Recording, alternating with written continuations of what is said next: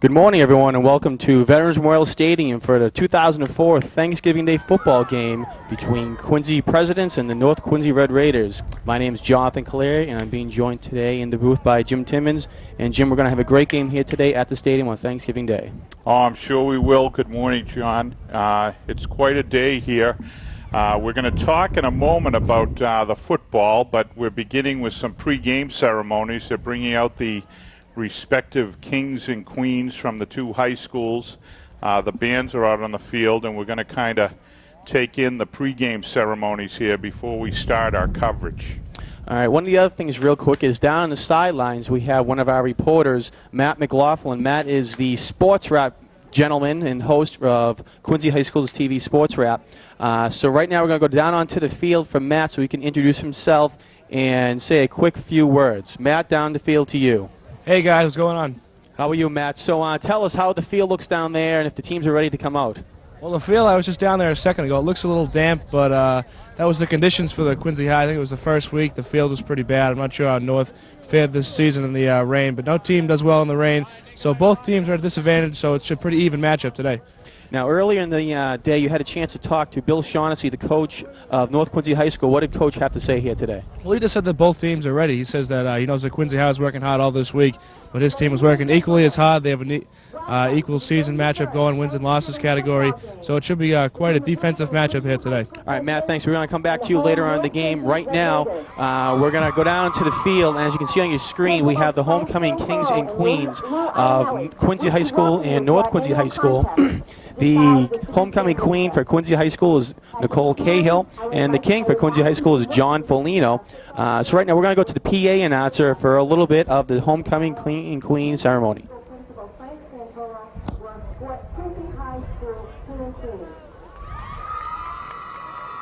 This year's queen is Nicole Cahill, and this year's king is John Folino.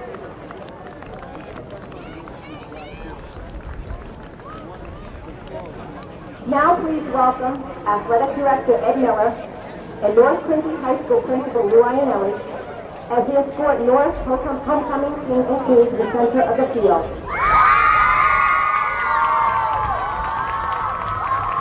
This year's queen is Bella Varner, and this year's king is Jonathan Griffith. How about a nice round of applause for the homecoming kings and queens from both schools?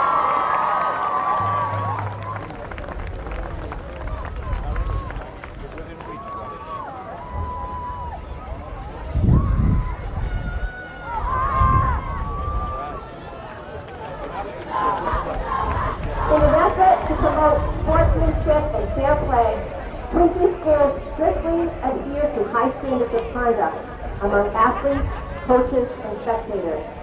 MIAA taunting policy rules are in effect at all Quincy public school events.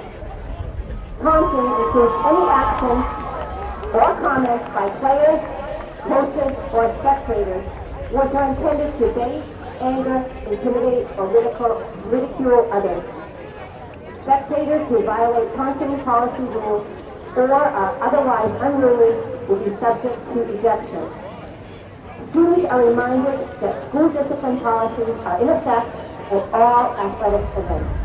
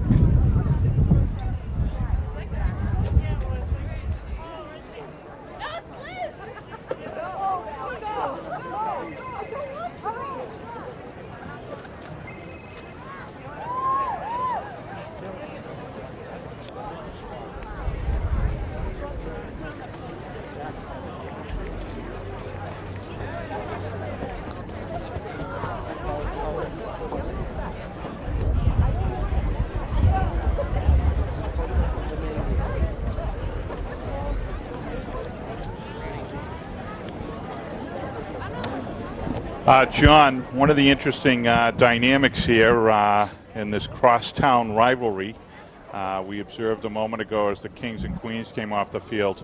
the new principal at Quincy High School is North Quincy High grad Frank Santoro. It was interesting to see him escorting the king and queen from Quincy High off the field. And of course, we're well familiar with the fact that the North Quincy coach, Coach Shaughnessy, played in this game, but he was wearing the blue and white of Quincy High. So some interesting dynamics that we see play out over the course of the day here. And we see some of the other city luminaries down there. Right now, we've got the bands ready to go. What they're going to do is bring the football teams back out of the locker room onto the field. And once the players are out, we'll have our national anthem and we'll be underway. Here comes the Quincy High squad. John, I was watching during the warm-up. Very interesting. You can see the field there. We have a nice shot at the 50-yard line, and right out in the middle of the field you can see the muddy, chewed-up area, which we observe every year.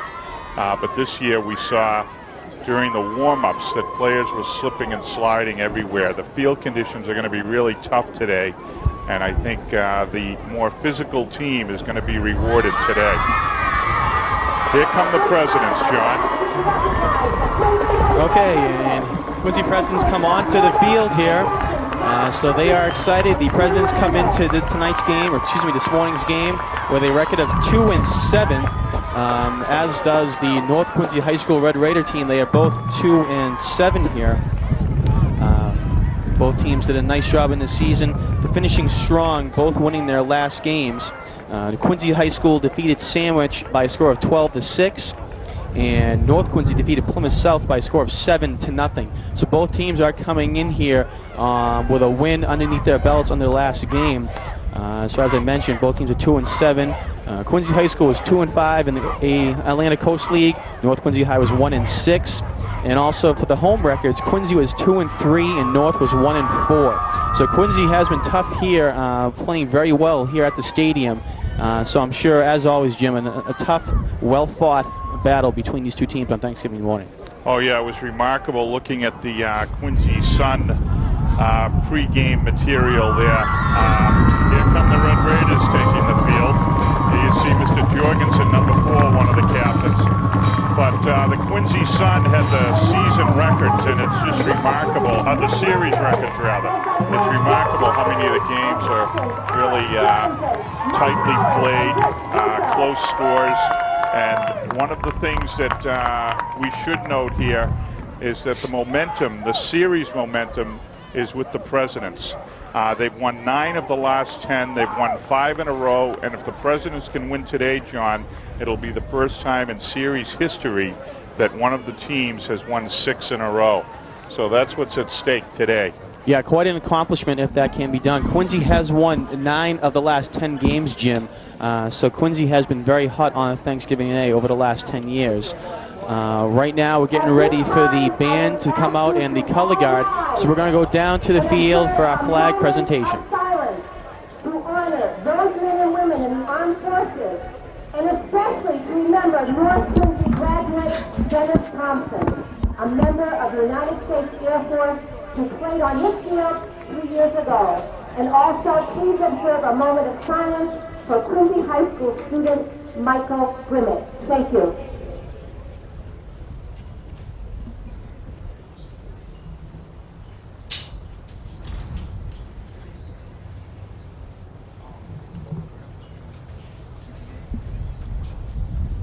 Please remain standing for the posting of the colors by the North Quincy ROTC unit under the direction of Master Sergeant Robert Mulhern and the playing of the national anthem by the combined North Quincy band under the direction of Rich Pino. We're doing play-by-play for everything.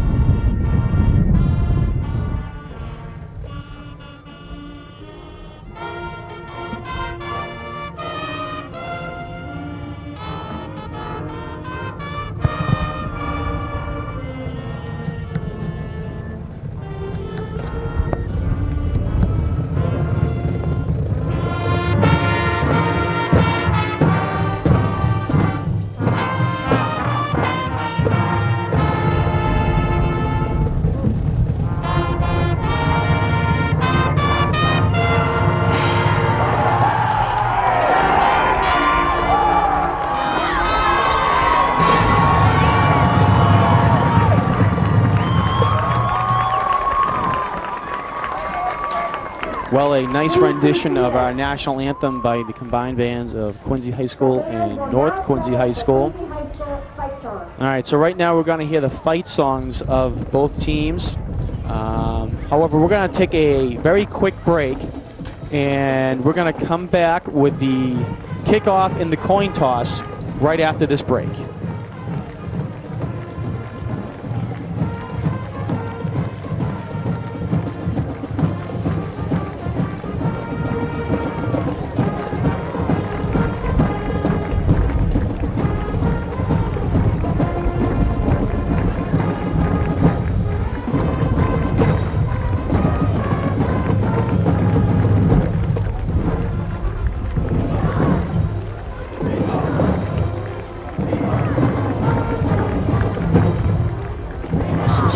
Dennis Thompson, an airman in the U.S. Air Force, died after succumbing to injuries sustained in a traffic accident.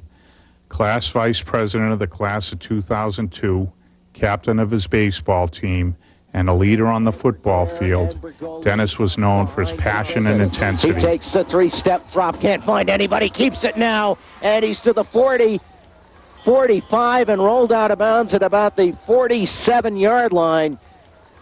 As Dennis Thompson doing a nice job.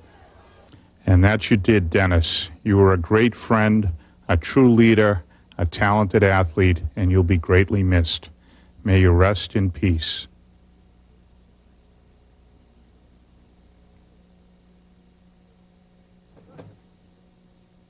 Thanksgiving Day, a true American holiday, a day to give thanks with family and friends. The game of football, a true American sport.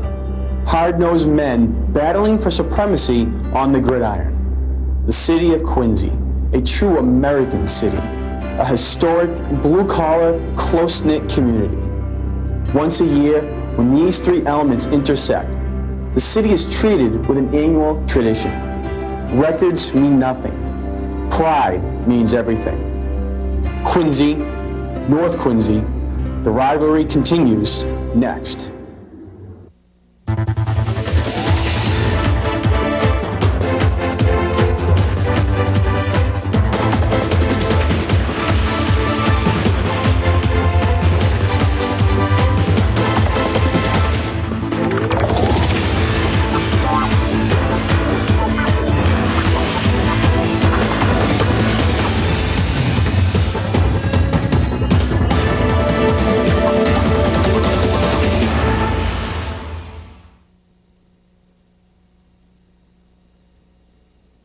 Good morning once again from Veterans Memorial Stadium for Thanksgiving Day football. We are watching the band come off the field now. My name's John Caleri, being joined by Jim Timmons and Matt McLaughlin's down the field doing our sideline reporting today. Jim, we're getting ready here for the coin toss. You can see on your field there, Lincoln the horse is one of the mascots here today on the field. So everyone comes out for this great annual tradition here in the city of Quincy. Yeah, our new mascot, a nice touch for the Quincy High presidents. You mentioned the combined high school bands coming off the field. They're coming over to the home side, which is going to be manned by the Red Raiders this year. North Quincy, the home team, they're over in the west stand, and in the east stand, the Quincy presidents. They're out in for the coin toss, and we're going to go down to the field mic, the officials' mic for the toss. Yourselves, guys.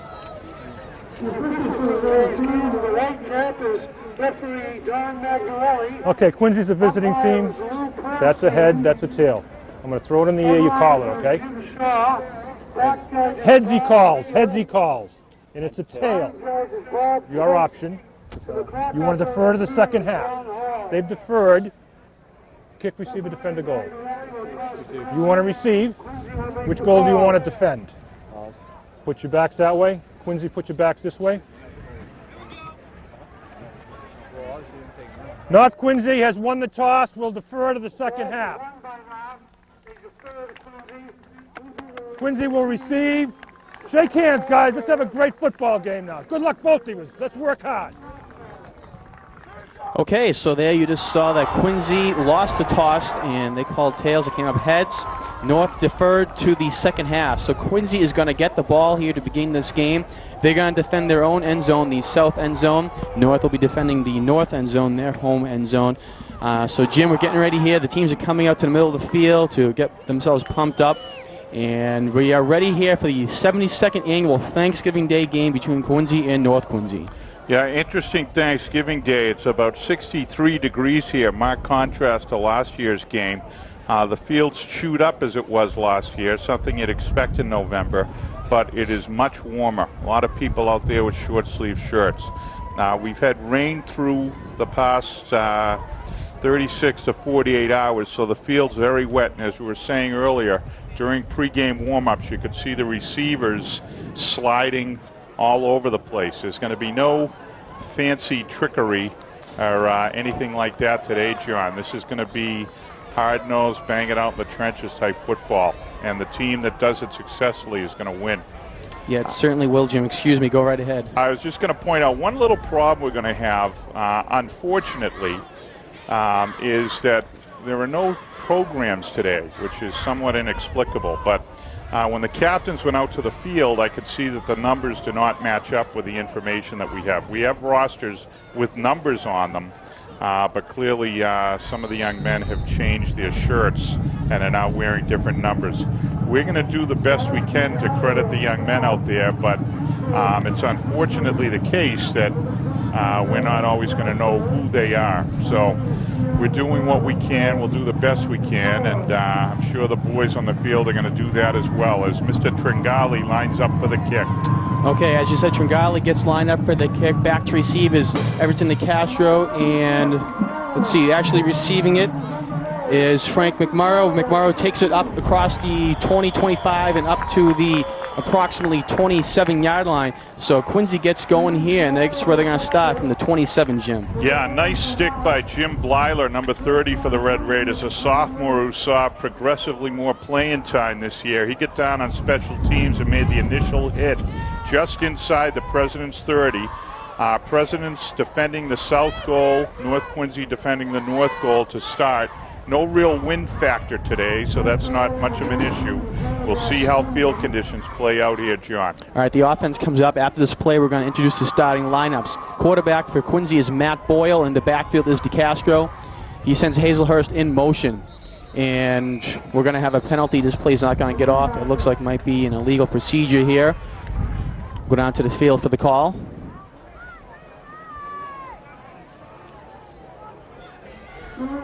Okay, and it wasn't a legal procedure.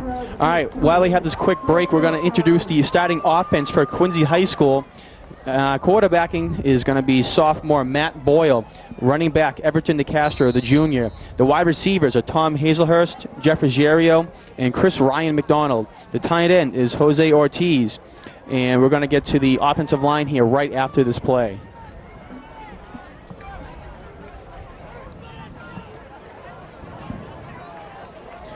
Okay, the Castro's in the backfield, three receivers to the right of Boyle. He sends McDonald in motion, and we're going to have another penalty here, Jim. Yeah, not the way to start a football game. I think someone moved on the Quincy line. I'll be surprised if this one is not against Quincy. Yeah, they're marching it back already. So Quincy is... we have a dead ball foul, legal procedure on the offense.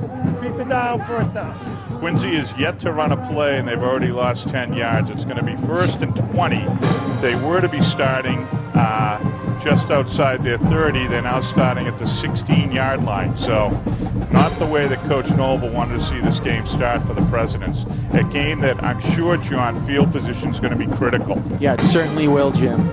Okay, Quincy comes up to the line. There are two receivers to the right of Boyle and two to the left with DeCastro in the backfield.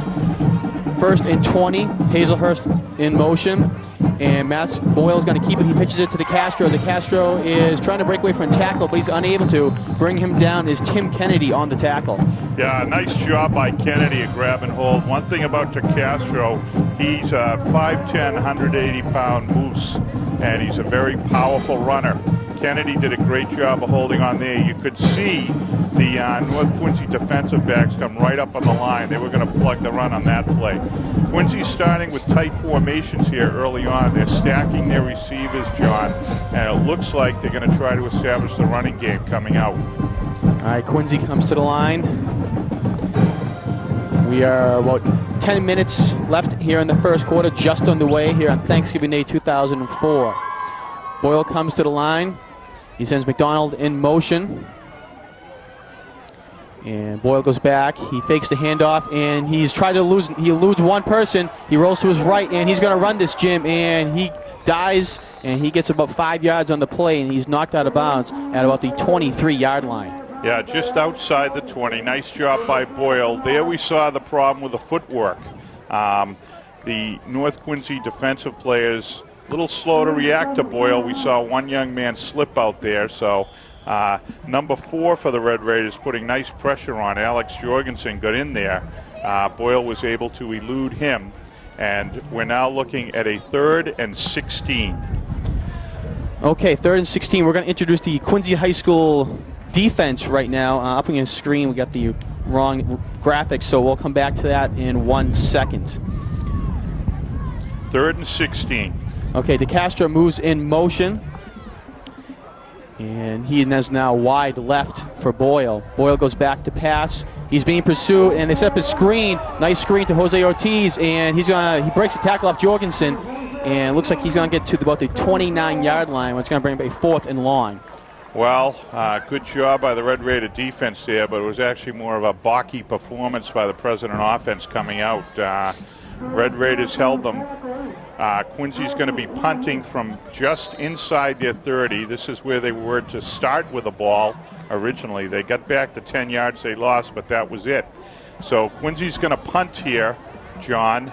And back for the Red Raiders, we've got Gardner and looks like Eric Mareshi, unless the number's been changed. All right, DeCastro gets the punt off, and it's going to be fielded at the 40. And let's see, he's brought down at the 45. Returning that was number 22, Kyle Costa. So Costa gets back to the 45-yard line, and that's where North Quincy is going to start their first drive of this game. Coach Shaughnessy talking about the Red Raiders and how they'd approach the game. Irrespective of weather and field conditions, he wanted to establish the run. He said that what he was going to do is be alternating Costa and Graham in the backfield, and in doing so, he's going to see who gets the momentum and who can get things rolling for the Red Raiders. Graham is back there now. Okay, back for quarterbacking is Lenane, and he hands it off to Graham, and Graham breaks free, and he gets across to the 30. He's being pursued. He gets to 20, and knocked out of bounds at the 15-yard line. Great run by the first play for North Quincy by Paul Graham. Oh, great move by Graham at about the 32 to pick up an additional 15 yards. He made a nice juke. Some great blocking by the right side of the Red Raider line. Opened up a huge hole for Graham, and he took off, rumbled down the sideline, and the Red Raiders knocking on the door here early in the first quarter. They're at the President's 15-yard line. All right, real quick, the North Quincy High School starting offense. The quarterback, Brendan Lenane. The tailbacks are Paul Graham and Kyle Costa. They switch in and out. Fullback, Nissan Wong. The wide receivers, Alex Jorgensen, Alex Tringale, and David Jurf. The tight end is Akil Benjamin. Look at the offensive line. Hand off to Costa, and he's going to get 1 yard on that play. In there for Quincy High School was Mark Hutchins, one of the captains of this team. Yeah, again, Shaughnessy talking about rotating the backs. He had mentioned one thing we tend to see was Costa running outside the tackles and Graham inside the tackles. That time Costa went up inside.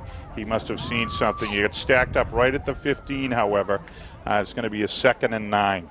All right, the offensive line for North Quincy High School. The left tackle is Rob Connell. The left guard is Carlos Ochoa. The center, Paul Fasoli. The right guard is Rich Russo, and the right tackle is Anthony Walsh. All right, Relane comes to the line. He has an eye backfield with Graham in the backfield. He hands it off to Graham. Graham goes over to the right, and he's brought down by Hutchins again. Great play by Hutchins. Come through the line and bring down Paul Graham for a loss of 1 on the play. Yeah, great job by Hutchins. Hutchins, one of the biggest players on the field, 6'2", 220, but you saw some great speed there as he got outside the block, made the tackle on Graham. Big play by the Quincy President linebacker there, Mark Hutchins. All right, so it's going to be a 3rd and 10 for North Quincy High School and the ball spotted at the Quincy High School 16-yard line. No, I beg your pardon. Hutchins is actually a lineman. Coach Bob Noble lines up 5 defensive linemen with 3 linebackers. All right, it's a pitch to the left to Costa, and he runs over to the left. There's a flag on the play. He gets brought down at the 15-yard line. Making the tackle on the play for Quincy High School was Arendando. Yeah, it looks like this one is going to go back. It's a hold. Whether Bob Noble will take the penalty or take the down, we're not sure. I don't know what type of respect he has for the North Quincy kicking game. Looks like they might be refusing it. We have holding on the offense, declined, 4th down. All right, so he does decline the penalty. We're going to see on the replay here, Jim, that last play. Okay, all right, no replay there right now. So Quincy declines that penalty, and it's going to bring up a 4th and 9. There was a 1-yard gain on the play. Now, one thing we saw the Red Raiders do this year, and I'm sure the presidents are ready for it, they did not hesitate to run trick plays out of their field goal position, their field goal set here. So we'll see whether this is going to be a kick or a trick play. Tringale's back to kick, and it's a snap. Good kick, and it is just short. So nice attempt there by Alex Tringale, but he looked like he came up just a few yards short, Jim, on the play. He had enough height, but just not enough distance. Yeah, it was about a 22-yard field goal, but right in an area of the field where if Tringale had really gone at the ball, he probably would have slipped. He took a couple of ginger steps and did the best he could in that area. So nice decision by Coach Noble and the president coaching staff. They challenged the Red Raiders, took due note of the field conditions, and turned out it was the right decision. Okay, Quincy comes to the line. They're going to have a 1st and 10 from their own 20-yard line. Matt Boyle, the quarterback, comes to the line. DeCastro's in the backfield, and he has 3 receivers to his right. McDonald goes in motion, and they're going to hand off to DeCastro. There's a fumble on the play, but DeCastro gets back on it. Quincy's going to lose 5 yards on the play, though. Hand off to DeCastro, and looked like he came up, took a couple of steps, fumbled the ball behind him, and went back to the 15-yard line where DeCastro was able to recover the fumble. Tell you, John, the presidents have to get their act together here. Red Raiders are playing very aggressively. Red Raiders come out with a 3-4 defensive set, but their 4 linebackers are right up on the line, right in the hole, and the defensive backs are about 4 yards behind the line. The Red Raiders are saying, we're here to stop the run. You've got to do something to make us do otherwise. And thus far, the presidents have not stepped up. Procedures, fumbles, problems so far for the president's offense. All right, 2nd and 15 from the 15. Quincy comes to the line. It's a pitch to DeCastro, and he fumbles it again. He picks it right back up, though. He lucked out there. Jorgensen makes the tackle.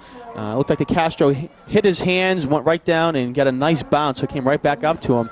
So Quincy has 2 fumbles in the last 2 plays, and they've lost, they lost 1 yard on that play, Jim. Yeah, the presidents, I mean, one thing I will say, it's not the football. They've been doing a very good job.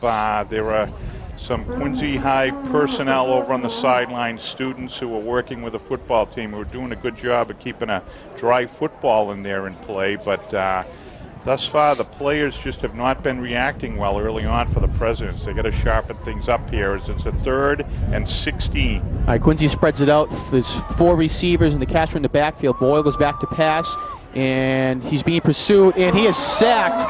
Let's get the number there for you. And it looks like on the sack there is Paul Graham, who comes in. He came in from the defensive back position on the blitz, and he sacks Matt Boyle for a big loss. Yeah, Jorgensen was in on that play too. Alex has just played superbly to start out the game here. He's really come up big so far for the Red Raiders. I'm sure he wants to be able to look his brother across the Thanksgiving Day table today. Former Quincy star Ian Jorgensen, and Alex wants to do his thing.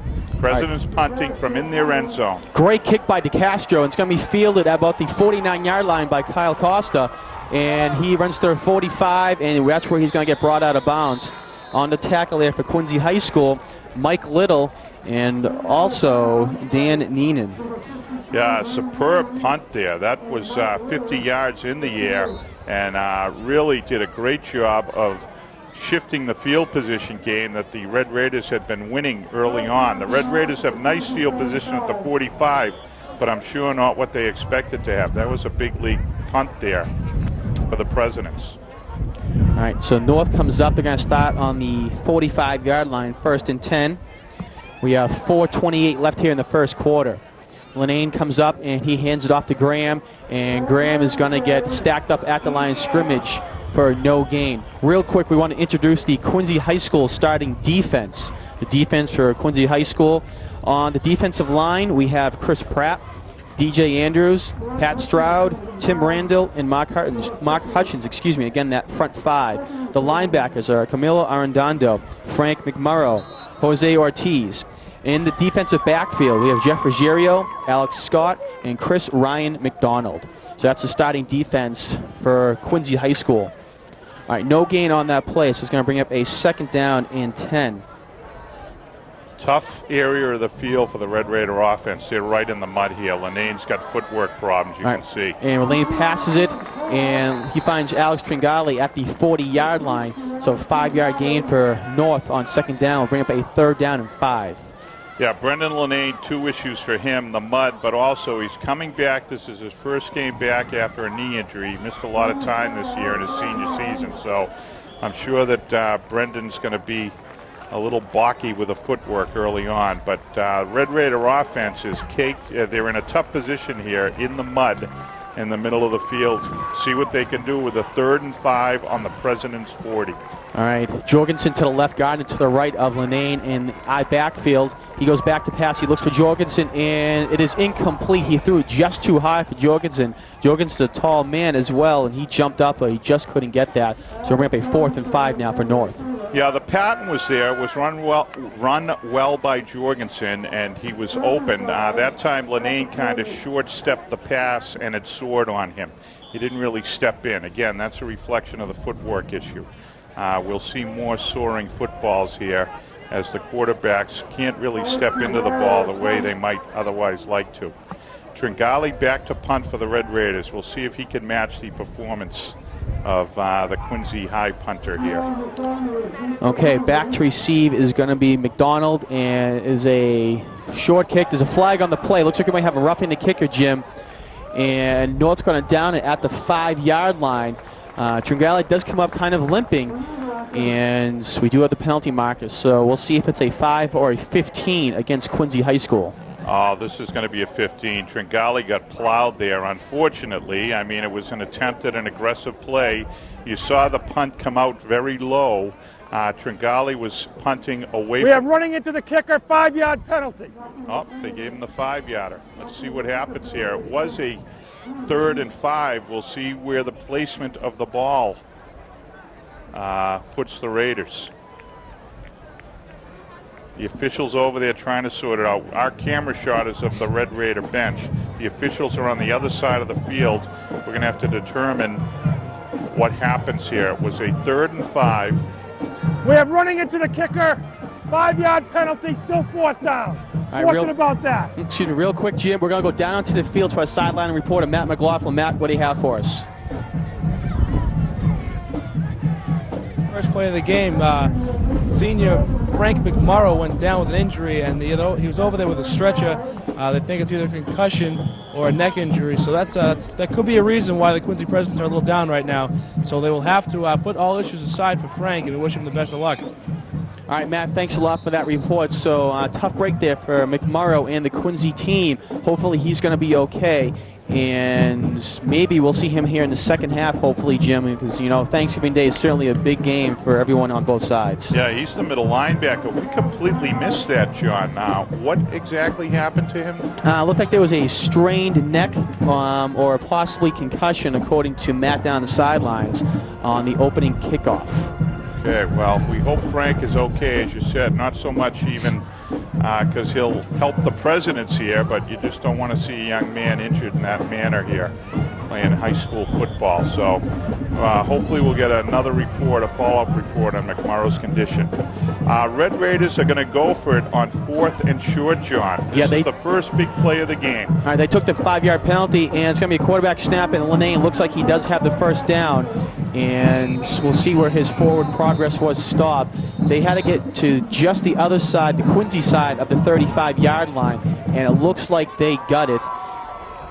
Yeah, that was just a nicely designed play. Quick snap, quarterback follows the center right up the middle there. He kind of, depending upon how the Presidents line up, he either goes to the left of the center or the right of the center. That time he went off the left side of the center, followed his center and guard, and I believe he picked up enough to get the first down. But we'll see. Out come the pins. All right, they are going to measure this. It looks like it is going to be pretty close here, Jim, from the spot of the ball.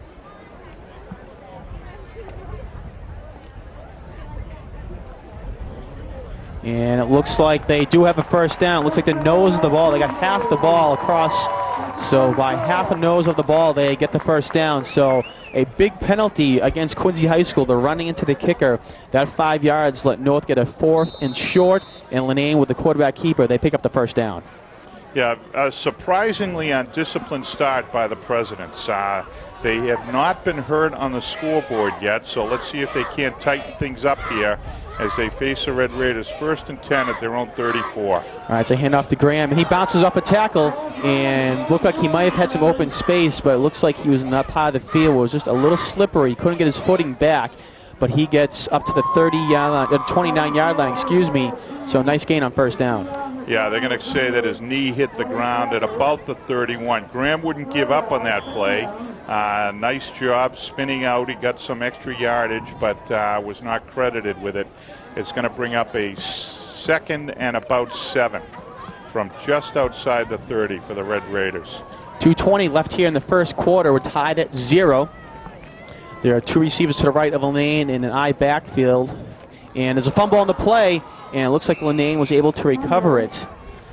So right there on that field, Jim, the mud is coming up just a little bit more. They've been playing a lot on that area of the field, and that might have been a bad exchange here because of the mud and the slippery ball. Yeah, the ball's being placed. You'll see now the officials, well, we have our shot of the Red Raider huddle, but when the officials are placing the football, they're dropping it right in the mud, and or placing it in the mud, I should say. And we saw we talked earlier about the fact that Quincy has a couple of students who are doing a good job of keeping their ball clean. Red Raiders have to do the same. All right, so no gain on the play. 3rd and 7, excuse me. And Lenane rolls to his right to pass, and he throws, and it is complete to Alex Tringale at the 25-yard line. So they're going to be close to another first down. I think he's just short. Looks like he's going to be just short there based on the placement. So the Red Raiders are going to have another 4th and inches call. Dave Jurf coming off the field. They're going to tighten it up again, and let's see what happens on this play. It's 4th and inches from the 25, John. Yeah, they need to get just on the other side of the 25-yard line, the Quincy High School side of the 25. All right, and a little confusion there, it looks like, on the North Quincy side, and North calls a timeout. So with 1:22 left here in the first quarter, we have a 4th and inches for North Quincy High School, and they're going to try to get another first down and a 4th and short. Yeah, the play thus far has been at the south end of the field. We talked early on about the conditions, weather conditions and the like, and what's happening is that the field position thus far has favored North Quincy, but they haven't capitalized. That's a big plus for the Presidents. They've made some mistakes. Play's been in their end of the field, but they haven't been heard on the scoreboard yet, so we'll have to see if the Red Raiders can't capitalize on the momentum, the early momentum here. Okay, 4th and short, they're going to give it to Graham, and he fumbles it. There's flag on the play. All right, it looks like Quincy has recovered the fumble, and they have. Quincy has recovered the fumble, but we'll see if the flag is anything that might cause us to come back here. No, it looks like it's against the Red Raiders.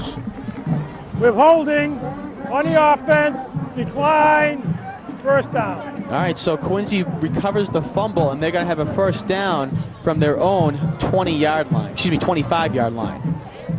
Well, mistake by the Red Raiders. So maybe that the President's problems that we noted earlier aren't due to a lack of intensity or focus. Well, probably certainly not intensity, but lack of focus. And maybe those field conditions are worse than we think from up here, because the play's been very balky thus far in this first quarter, John. All right, Boyle comes to line. He has 3 receivers to the left. Hazelhurst goes in motion. DeCastro's in the backfield. It's going to be an option. He fakes the handoff to to DeCastro. Boyle runs over to the right, and he gets over to the 35-yard line where he is knocked out of bounds. So a nice run and first down by quarterback Matt Boyle on keeping the option. Yeah, nice job by Boyle. Great decision. He picks up the President first down. Coach Noble and the President's using a motion man on every play, John. The Red Raider defense, as we said, a 3-4. Noble trying to get the linebackers moving for the Red Raiders and trying to keep people a little off balance there. And hasn't worked yet, but the President offense trying to get fired up here on their 3rd possession of the first quarter. All right, after this play, we're going to get the North Quincy starting defense right after this play to North defense. All right, DeCastro's in motion. 3 receivers to left of Boyle, and it's going to be a handoff to Jose Ortiz. He runs over to the right. Nice blocks up the field. He crosses the 50 to the 40, where he's finally brought down. And he is brought down by North's Vinny Pastore, but a big gain by Jose Ortiz to get all the way to the North 40-yard line. Yeah, great counter by the Presidents. Nice call, well-designed play, greatly executed, and Ortiz, as you said, rumbling down inside the Red Raider 40. Now, you mentioned that tackle by Pastore. I think that's Powers, the captain. Pastore is not a captain. We know that much about him. And Powers has been in the middle of the field and is one of the captains. He switched his shirt number 3 times on us this year, and I think he's number 44, John, who made that play. Okay, Quincy comes to the line. Hazelhurst goes in motion, and looks like there was a fumble, but Boyle picked it up real quick, so he's got a couple yards in the play. All right, real quick, the North defense. On the defensive line, Don Hayes is the nose guard. Chris Garvey and Mike Regan are the defensive tackles. The linebackers are Tim Kennedy, Jonathan Griffith, Mike Powers, and Rich Russo. In the backfield, at cornerback, we have Rob Gardner and Dave Jerf, and the safeties are Alex Jorgensen and Paul Graham. Yeah, Gardner and Jerf being tested a lot here today. We talked about the motion men. On that particular play, the Ortiz run was right at Gardner. He was sealed off by a nice block, and he did a good job of holding the block and turning Ortiz up inside where Powers was able to make the tackle. John, we've come to the end of the first quarter. Mistake-filled first quarter, but some decent football played there. And the Presidents finally established some momentum as we head to the second quarter. Presidents are going to be knocking on the door, Red Raiders red zone here. And we'll have to see what they can do. They're now moving the ball, though, interestingly enough, the side of the field where the play was most of the first quarter is where the Presidents have to head. It's all chewed up by the Red Raider offense early on, something that could come back to help them. Yeah, it certainly could. We'll see what happens on that last play. It was a bad exchange between the center, Tim Randall, and the quarterback, Matt Boyle. Again, it could have been slippery. We're not exactly sure, but we have seen quite a few quarterback-center exchanges that have been put on the ground. Yeah, you see John Griffith there in your picture trying to clean out his cleats, some of the other boys as well. They're caked in mud. They're unable to get a strong foothold.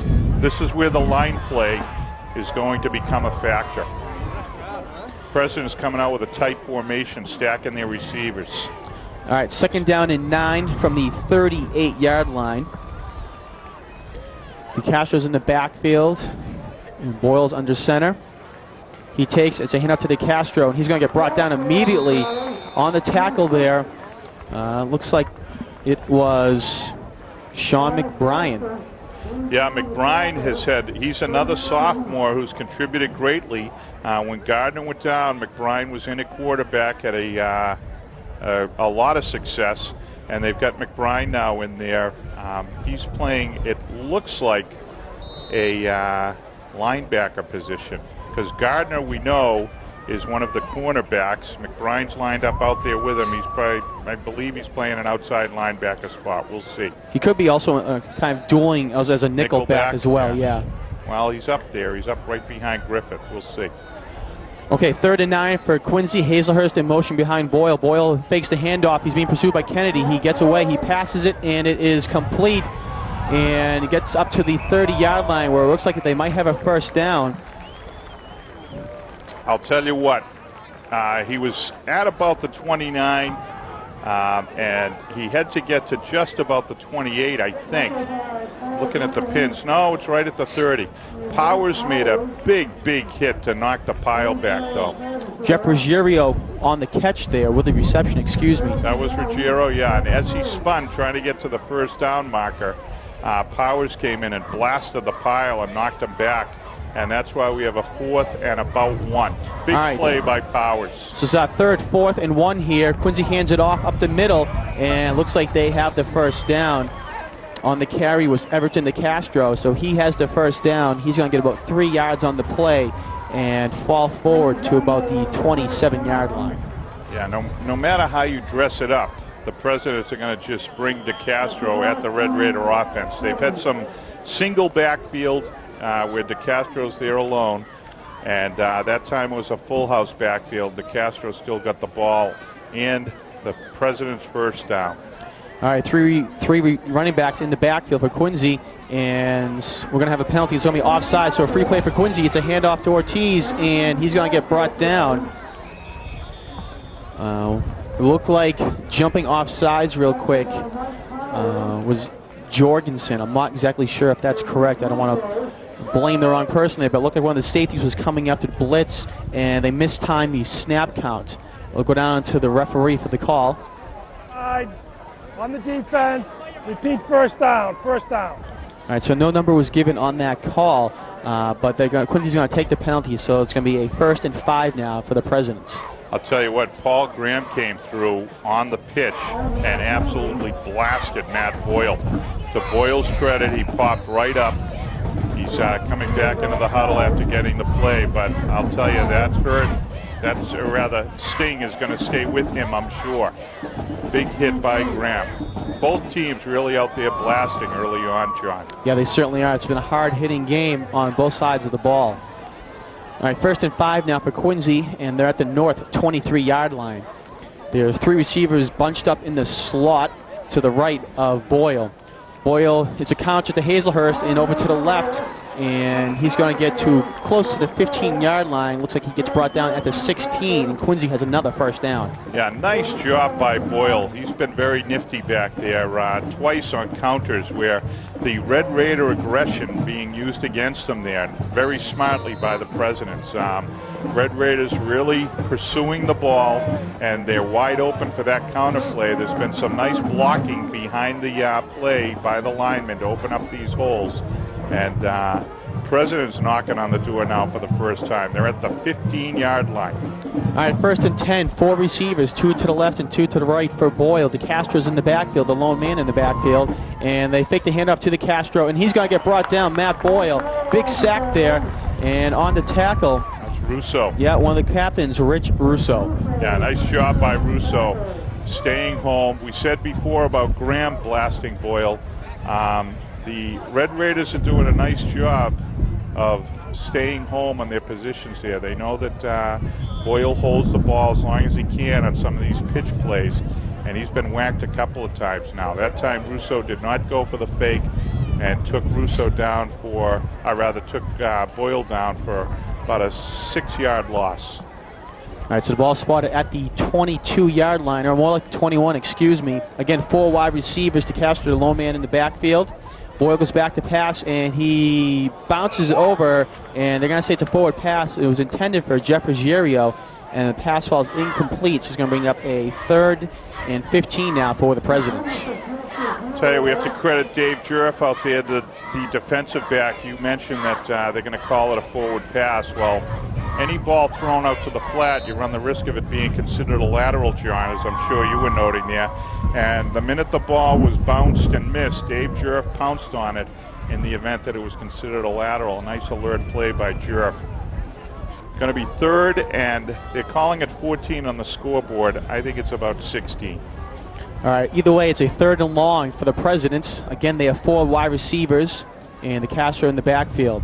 Boyle rose to his right, and it's going to be over to De Castro. They set up the screen. He gets across to the 15, and he is brought down. A big hit there by, we believe, Mike Powers, one of the captains for this Red Raiders team. Yeah, Powers, the heart and soul of the Red Raider defense. He's the middle linebacker, and he gets just about everywhere on these plays. And he did a nice job of burying DeCastro there. Going to bring up a 4th and about 8 from the 15-yard line. This is where the Red Raiders were when they kicked the field goal. They opted to go for the field goal. Looks like the Presidents are going to go for it on 4th down. All right, so 4th and 8 from the Presidents from the 15-yard line, from the north 15-yard line, excuse me. 2 receivers to each side of Boyle. The catcher's in the backfield. He sends Ortiz in motion. Ortiz pauses, and Boyle rolls to his right, and he looks all the way over to his left, and it is incomplete. There's going to be a pass interference call. Jeff Ruggiero was the intended receiver, and it looks like there it might have been Sean McBride causing a little bit of interference, and the flags got thrown. Yeah, what happened on that one? Well, what did the officials say? I mean, it looked pretty clear that it was a pass interference. I think what happened was Ruggiero went down and stopped to react to the ball.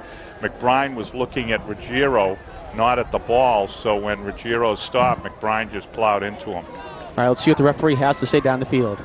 We have defensive pass interference. It's a spot foul. Automatic first down. All right, so it was a pass interference call. So the ball, as they said, it's a spot foul. Ball is spotted at the 5-yard line, where there'll be 1st and goal now for the Presidents. DeCastro alone in the backfield with bunch receivers to the right. All right, and Boyle pitches it to Castro. Castro runs over to the right. He crosses the 5, and he's going to get brought down there. Jorgensen on the tackle, and it looks like he's going to get all the way down to about the 2-yard line. Great tackle by Jorgensen, a super job, assisted by Gardner out there, but it was Jorgensen who made the play. You know, going back to that prior play, one thing I do want to say, we've talked about this before, Coach Shaughnessy. As McBride came off the field, Shaughnessy waved him over, he put his arm on his shoulder, and he explained to him what went wrong. No yelling, no berating. Shaughnessy's been a very composed coach all year, always instructive, always encouraging. We give him great credit for that. Okay, 2nd and goal now for the Presidents from the 2. There are 2 receivers to the right of Boyle. Boyle's going to keep on the quarterback keeper, and he is in for the touchdown. The Presidents get on the board first here, make it 6-0 with 5:26 left here in the first half, excuse me. And a nice drive there by the Presidents. They started back all the way at their own 25-yard line. Well, we said early on that the Presidents were making a lot of mistakes in the first quarter, and they did not pay for them. Well, the first opportunity they had to do something, they did the damage. They punched the ball into the south end zone. They break the ice, and it's Red Raiders on top early on in this 2004 football game, John. All right, so the Presidents come out to the line for the point after attempt. DeCastro will be doing the kicking, and McDonald will be doing the holding.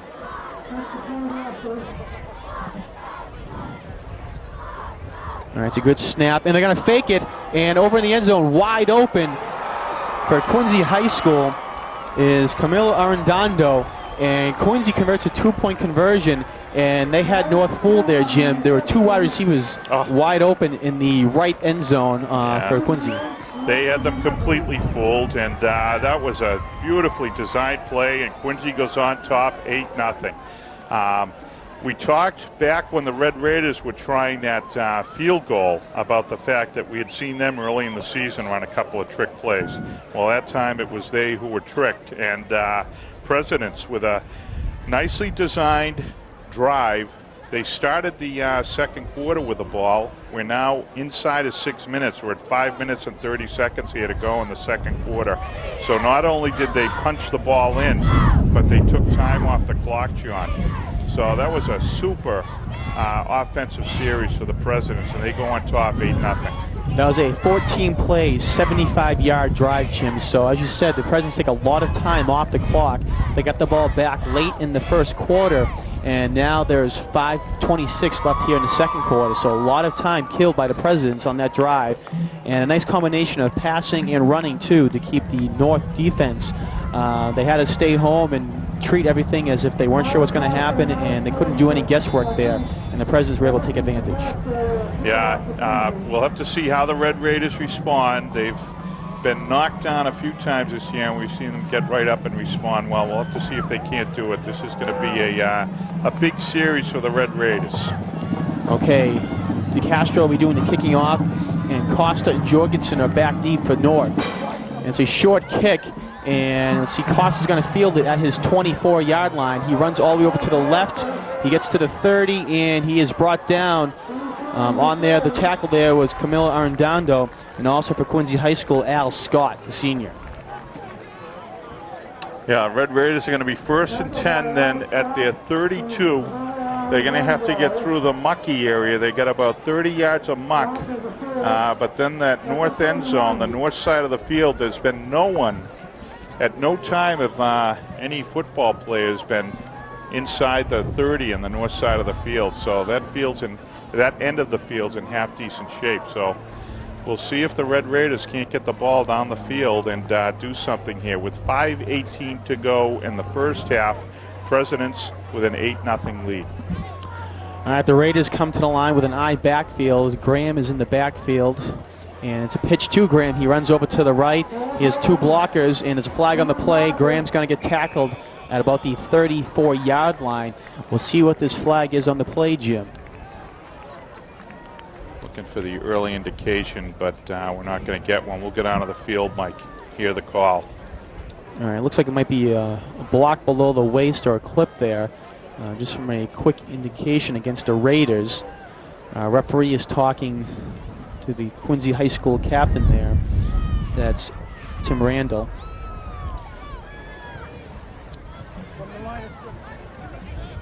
All right, and still a little confusion down the field there, and here comes our call.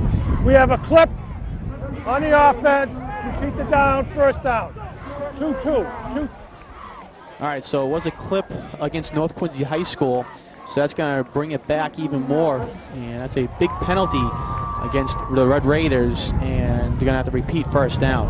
Yeah, they indicated that the call was against Kyle Costa. I think what happened was Kyle got outside trying to block for Graham, and on a play like that, as things get strung out, occasionally you end up on the wrong side of one of the defensive players.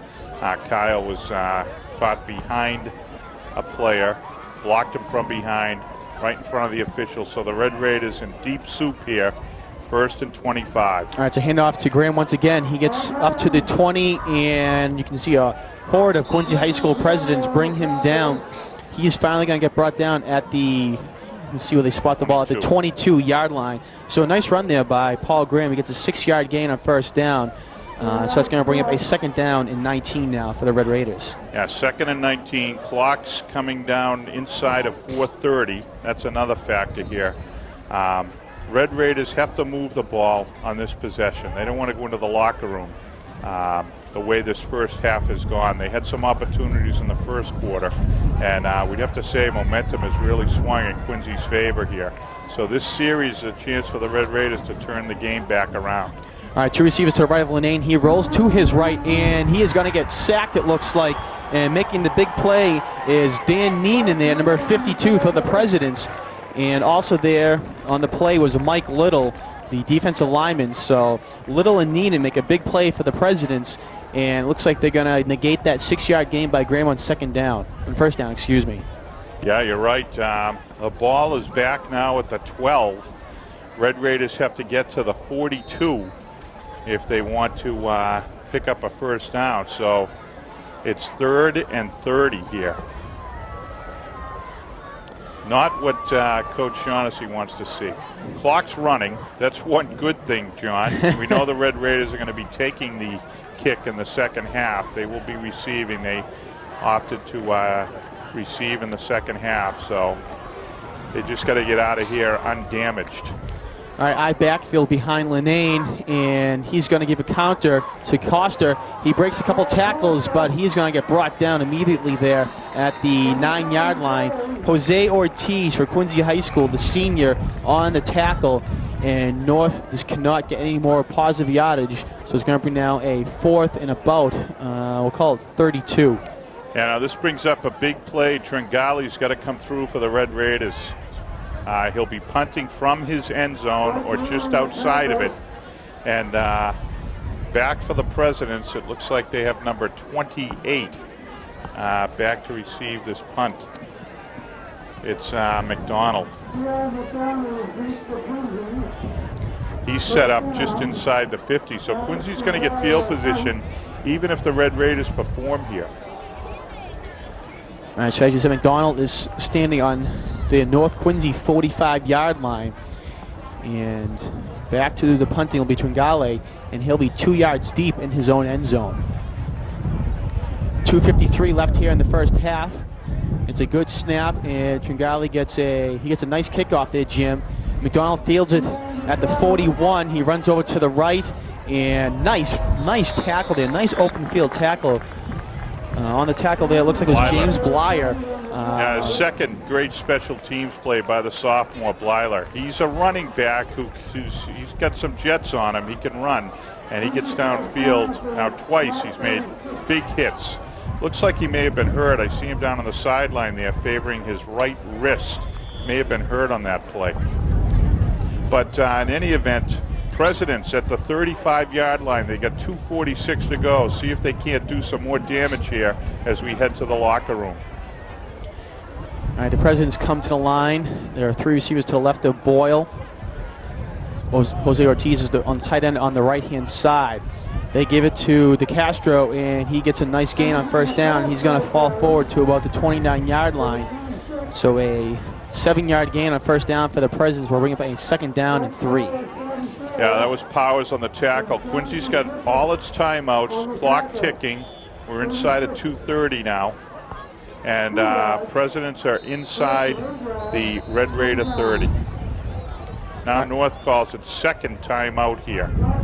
Real quick, I want to mention the offensive line for the Presidents. The offensive line, the left tackle, Mark Hutchins. The left guard is Chris Pratt. The center, Tim Randall. The right guard, DJ Andrews. And the right tackle is Pat Stroud. So the offensive linemen for the Presidents, they had a great drive on the scoring drive for the Presidents, and they come back out here on the first play from scrimmage. They create a hole for the Castro to pick up a 7-yard gain. Again, 2nd and 3 now from the 29. You know, one thing I'd love to see us, if we can pan the camera a bit and pick up the Quincy High huddle. One thing I've been noticing today is the activity by the student managers at Quincy High School. You don't see them anymore. They're coming off the field, but during that timeout, 5 or 6 young people from Quincy High came out with water bottles, towels, water for the athletes, and the student managers over on the Quincy High side have been working as hard as some of the players there. They've been keeping the football clean, as we've noted, and really working hard to support the Presidents. All right, 2:21 left here in the half. Boyle, he hands off to DeCastro again. DeCastro finds a hole, and he gets brought down. And see, they spot the ball. 22, yeah, first at the 22. down. So first down for the Presidents. The clock continues to run, but the Presidents pick up another first down. Yeah, they stop it to move the flags, and they'll start it. You're correct. We're at 2:15 to go. We talked early on that due to the field condition today, that line play and who was more physical was going to determine the outcome. Well, thus far, Presidents establishing the line game. They've taken over out on the field, John. All right, 3 receivers to the right of Boyle, and it's a counter to Hazelhurst, and he is brought down. That looks was like Jorgensen. Yeah, so on the tackle was Jorgensen, and it looks like it's going to be a 2-yard gain up to the 20. So 2-yard gain for Hazelhurst, and a 2nd down and 8 now for the Presidents. Yeah, Alex reacting very well that time to the counter, and that's the first time the Red Raiders have stopped it. Now Quincy's calling a timeout. I was talking just before the snap about the fact that the line play is going to be very important here, and the Presidents have really established dominance on the line. John, we're starting to see some umbrellas open. We're in the relative luxury of our QA TV booth here at the stadium, but out on the field now we're seeing umbrellas open up, and you can see a little bit of precipitation starting to fall. So that's going to become a factor here, it appears. The weather will be a factor as we head to the second half. Yeah, the forecast predicted a couple of showers, small showers during the football games here today throughout the state of Massachusetts, and especially on the eastern side here of the state.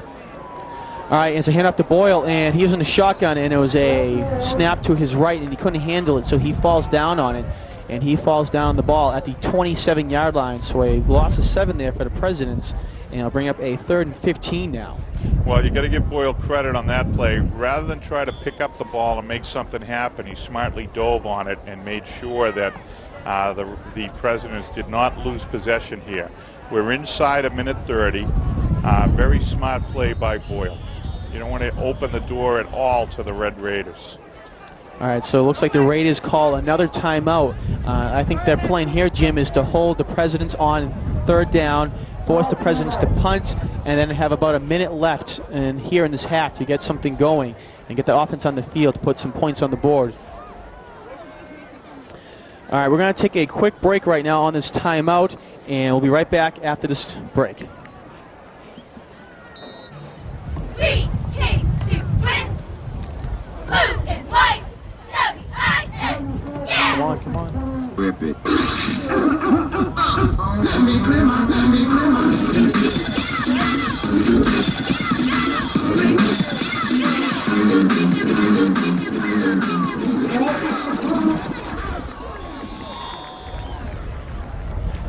Well, we're back to the play there. You see them untangling a huddle there while we were on the break. Red Raiders came back from their timeout quickly, and the Presidents ran a play. It was a little turn-in, and they picked up about 7. It's going to be 4th and 3 from the 15, John. All right, so hand up to the Castro, pitch to the right. He crosses the 15. There's a flag on the play. He gets to the 10. Looks like it might be a hold. The referee threw this flag, and that usually indicates a hold. So the clock stops with 48 seconds left here in the half. The Presidents, as of right now, have the first down. We'll see what the call is, though. You can see.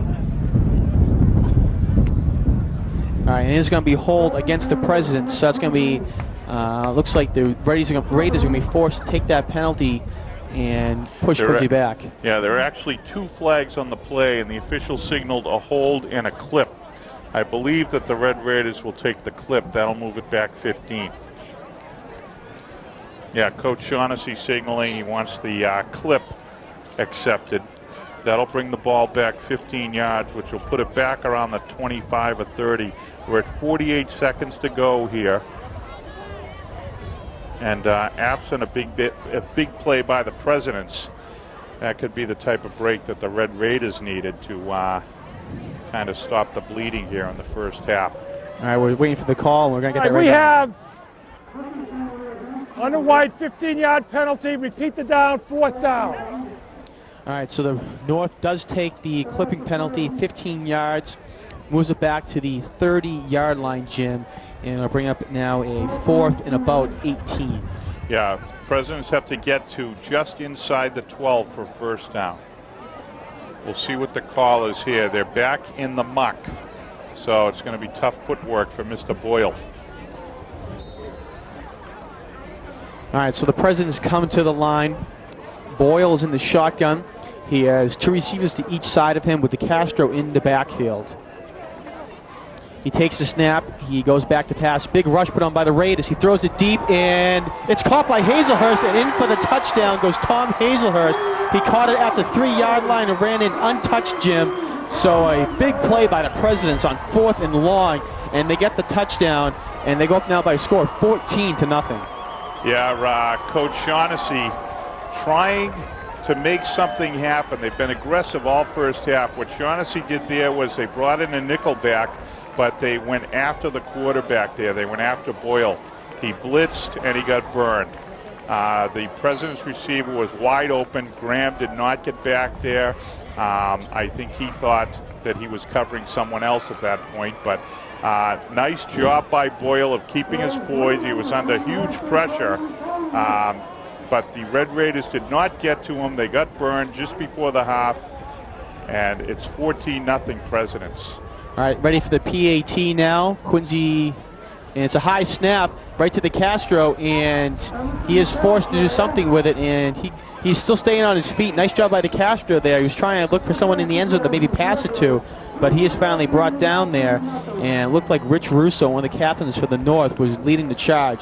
So the PAT is no good. However, the Presidents get 6 points on the board, and they'll go up by a score of 14-0 with 41 seconds left here in the first half. Yeah, great job by the Presidents. We said in the first quarter that the Presidents were making mistakes, but they did not pay the penalty for those mistakes on the scoreboard. And they've come out in the second quarter, and they've played some real grind-em-out football, made a couple of nice plays there. Nice job by the offensive linemen for the Presidents, who have been dominant in this first half of picking up the blitz blocks there. The Red Raiders could not get to Boyle. They were trying to do something for field position here. They got burned, and the Presidents have a 14-0 lead with 41 seconds to go in the second quarter.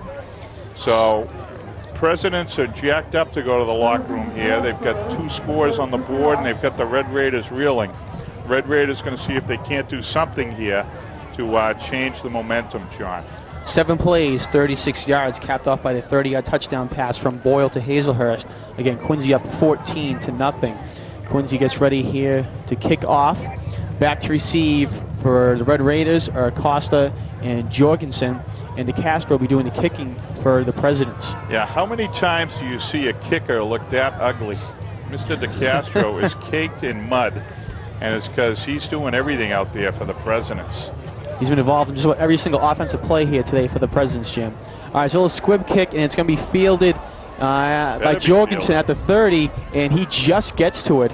It looked like the middle wedge there was about to pick it up, and they decided to let it go. Jorgensen ran as fast as he could up to the 30 to field it, and that's where he picked it up, and he gets to about the 33-yard line where he is brought down. That's where the Red Raiders will start here.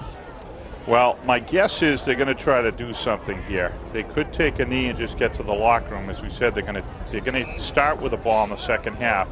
But based on the call during that last defensive series, I think Coach Shaughnessy is hopeful that the Red Raiders can do something to take to the locker room here. So looks like the Red Raiders are going to try to make something happen with just under 40 ticks left on the clock here in the first half.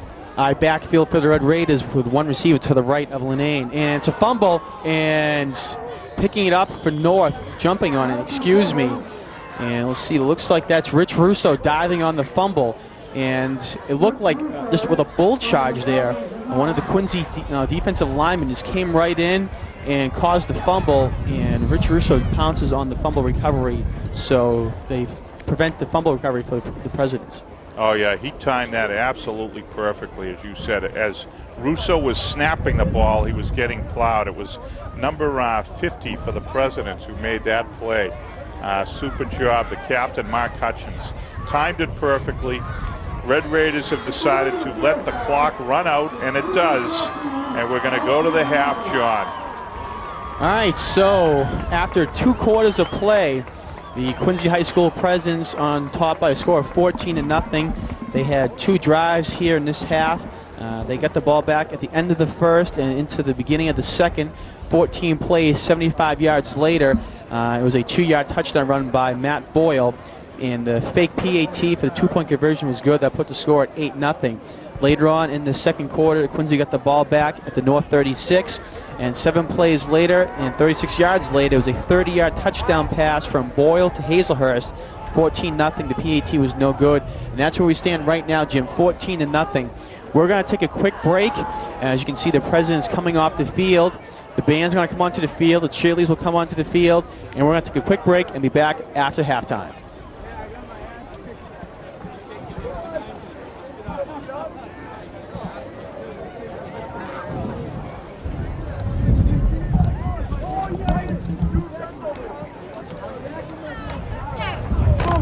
We came to win. Blue and white, W-I-N, yeah! Rip it.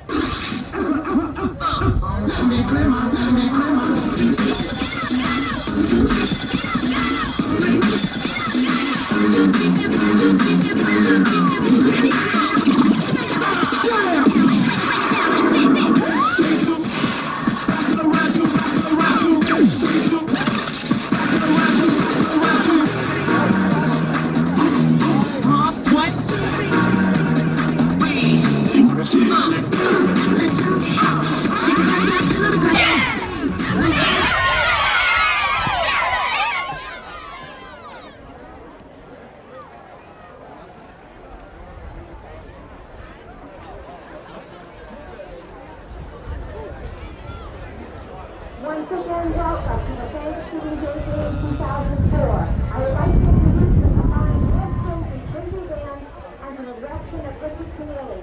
They will now play Africa, followed by the North Quincy Pipe Drum.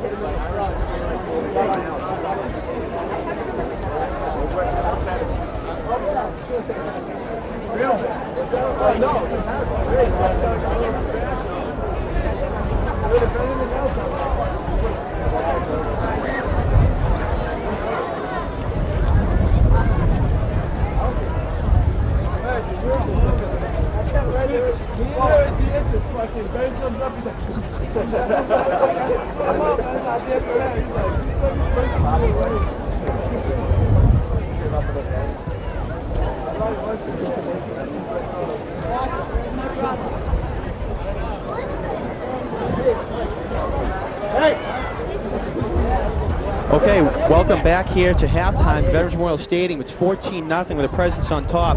Right now you can see on the screen we have our sideline reporter, Matt McLaughlin, with the superintendent of schools. So Matt, down to you on the field.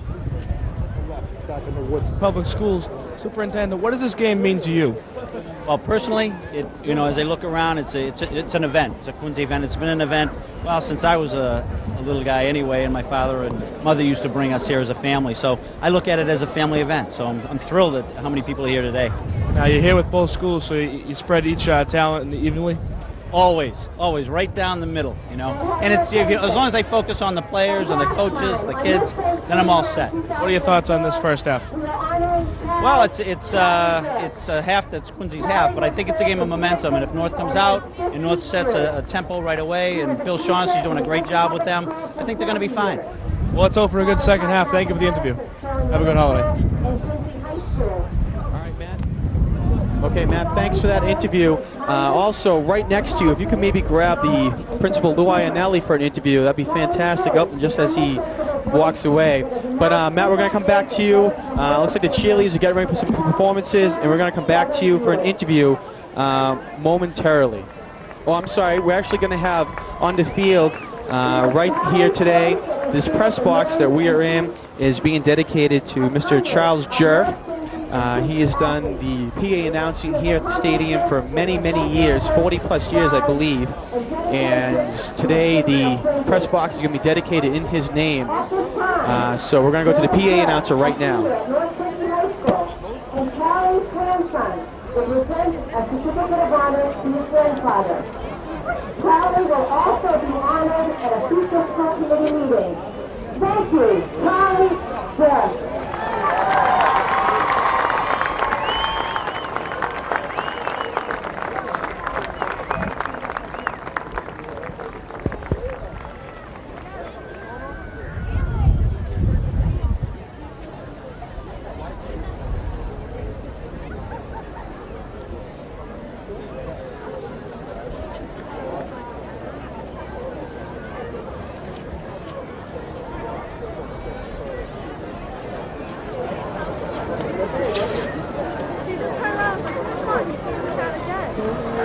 At this time, I would like to introduce the Quincy cheerleaders under the direction of Coach Juan Rodriguez.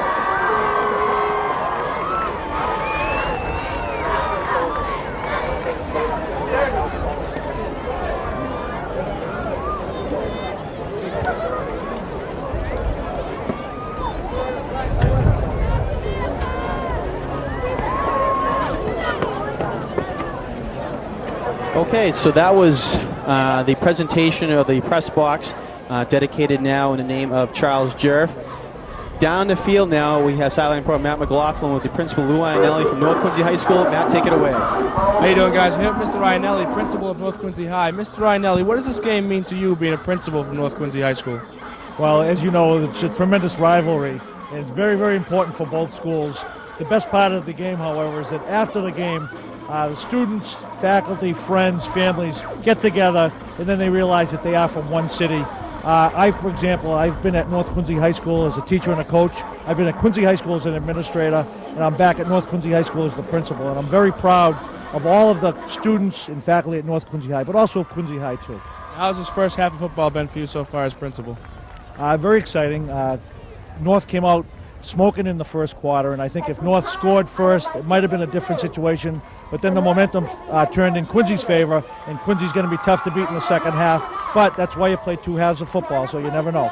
Right, so we look for an exciting second half here at Veterans Memorial Stadium. Back to you guys in the booth. All right, thanks a lot, Matt. I know you're going to try to get Principal Frank Santor at some point here, too, so we're going to take a look for Frank around here. On the field now, we have the cheerleaders doing the performances. We have those performances taped. You saw a little bit of the Quincy High School cheerleader performances earlier on in the day during the game. We're going to have these performances throughout the game as well as we take a little breaks here and there. On the field right now, we have the North Quincy High School cheerleaders. So we'll go down to the field for the North Quincy High School cheerleaders presentation here at halftime with Quincy on top 14-0.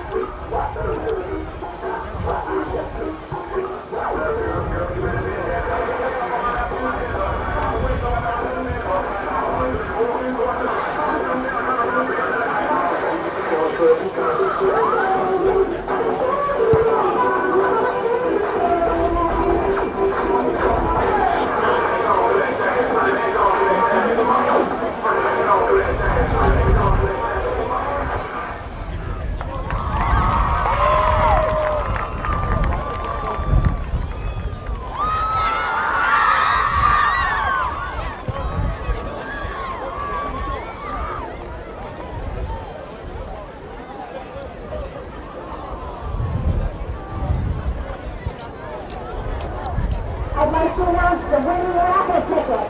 615418. Again, 615418. The winning raffle ticket.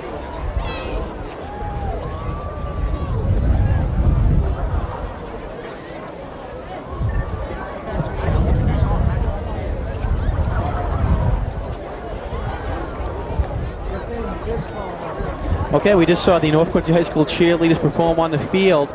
Earlier in the day, our producers, Bill Early, went down into the field and was able to get all the Quincy High School cheerleaders to introduce themselves and say congratulations and good luck to the Quincy High School girls. Excuse me, we're going to go to North Quincy girls first. So we're going to go to that roll-in right now. Hi, my name is Nancy, senior at North Quincy High School, and I'd like to say good luck to Brennan Lanine. Hi, my name is Kate Vay. I'm a senior at North. I just want to say go Tim. Hi, my name is Julie Zen, and I'm a senior captain. I just want to wish Pia Weir-Tukin the best of luck. Hi, my name is Zoa Bonner. I'm a senior captain at North Quincy High School, and I just want to say good luck, Rich Russo. Hi, my name is Koi Verholt. I'm a senior captain. I want to say good luck, Mike Bowers. Hi, I'm Kayla Bercaccio. I'm a senior at North Quincy High School. I'd like to wish the fall facility. Hi, I'm Danielle Thompson. I'm a senior at North Quincy High School. I want to say good luck, Alex Jorgensen. Hi, I'm Chandra Rivera, sophomore at North Quincy High School. I'd just like to say good luck, Dave Jarrett. Hi, I'm Jen Harold, a sophomore at North Quincy High School. I just want to say good luck, Ross Pascal Antonio. Hi, my name is Valentina Cola. I just want to say good luck, North. Hi, I'm Chrissy Cahalan, and I just wanted to say, John Poli, you rock. Hi, I'm Kate Fitzgerald. I'm a junior. I just want to say, good luck, Rob Gardner. You're awesome. Hi, my name is Valentina Spinola. I'm a junior, and I wanted to say, Paul Graham, you rock. Good luck. Hi, I'm Colleen Gay, and I'm a junior. I just want to say, go Chris Borgendale. Hi, I'm Katie Edgley. I'm a sophomore at North Quincy High School. I just want to say good luck, Ryan Kyle. Hi, my name's Nicole O'Neill. I'm a sophomore. Good luck, Nissan. Hi, my name's Jen Dolan. I'm a freshman at North Quincy High School. I want to say good luck, Red Raiders. Hi, my name is Jenna McDonough, and I'm a freshman at North Quincy High School. I just wanted to say good luck to number 83, Alex Chicago. Hi, my name is Megan McMahon. I'm a freshman at North Quincy High School, and I'd like to say good luck to Griff.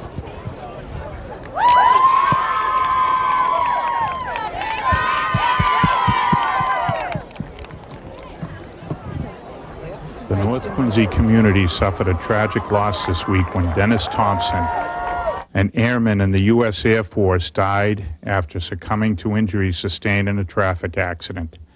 Class vice president of the class of 2002, captain of his baseball team, and a leader on the football field, Dennis was known for his passion and intensity. He takes a three-step drop, can't find anybody, keeps it now, and he's to the 40. 45 and rolled out of bounds at about the 47-yard line as Dennis Thompson doing a nice job. And that you did, Dennis. You were a great friend, a true leader, a talented athlete, and you'll be greatly missed. May you rest in peace.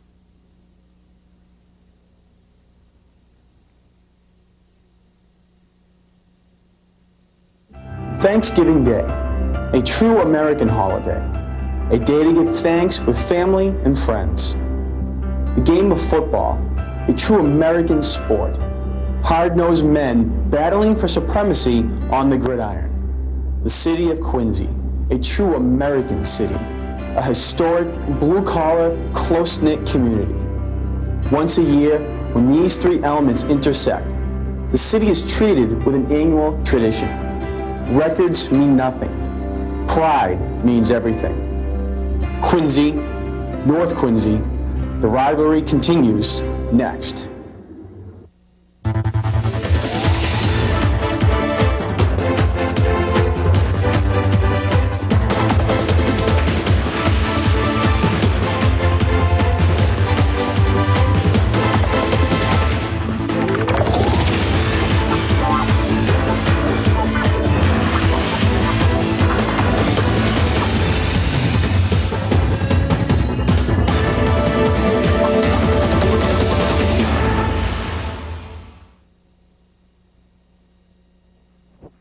Welcome back here to Veterans Memorial Stadium for a second half coverage of Thanksgiving Day Football 2004. The Presidents are on top 14-0. My name is Jonathan Caleri. I'm being joined by Jim Timmons in the booth and Matt McLaughlin down the field. Matt, let's go down to you for a report down the sidelines.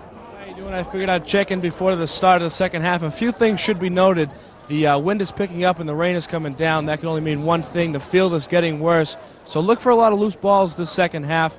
And it should be noted that on the Quincy offense, junior Matt Boyle is starting. He's got the start today, and the two starters that will started sophomore Jared Tucker and sophomore Jim Akins. They will not be playing in this game due to player conduct issues. Matt Boyle has stepped it up here in the second half, in the first half for the Presidents, and he has fulfilled every hope that has been dilled upon him. And it also should be noted that all the members of the North Quincy High School football team wearing armbands in memory of Dennis Thompson, represented with a D and a T and the number 8 on the armband. Very classy touch by the North Quincy Red Raiders. Back to you guys in the booth. All right, thanks, Matt, for that report. We just saw the opening kickoff, and it was fielded by Sean McBrien at the 30-yard line, and he's going to get a couple yards on the play. He goes up to about the 37-yard line, and that's where North is going to take this drive beginning in the second half. Yeah, John, as Matt noted, when you look out at the field now, it's we don't quite pick it up on our camera view, but the rain is picked up. There's a steady drizzle now that's going to chew up the field, and that's only going to favor the Quincy Presidents, at least based on the first half performance. As we look off to our south, to our right, you can see the rain clouds moving in. It's darkened up as well here, so it may be the case that we'll be going to the lights soon as well. But in any event, looks like the weather's going to be a factor in the second half. Red Raiders have to step it up. All right, Linnea in the center, and he pitches it to Paul Graham over to the right. Paul runs over to the right, and he gets across to the 40, and he got hit and fumbled it out of bounds. But no problems there for North, and Graham gets to the 40-yard line. And you can see as he gets up, After that first hit, his whole back is covered with mud just from this rain picking up during halftime, Jim. Yeah, they rotate Graham out. It's been a pretty steady rotation between Costa and Graham.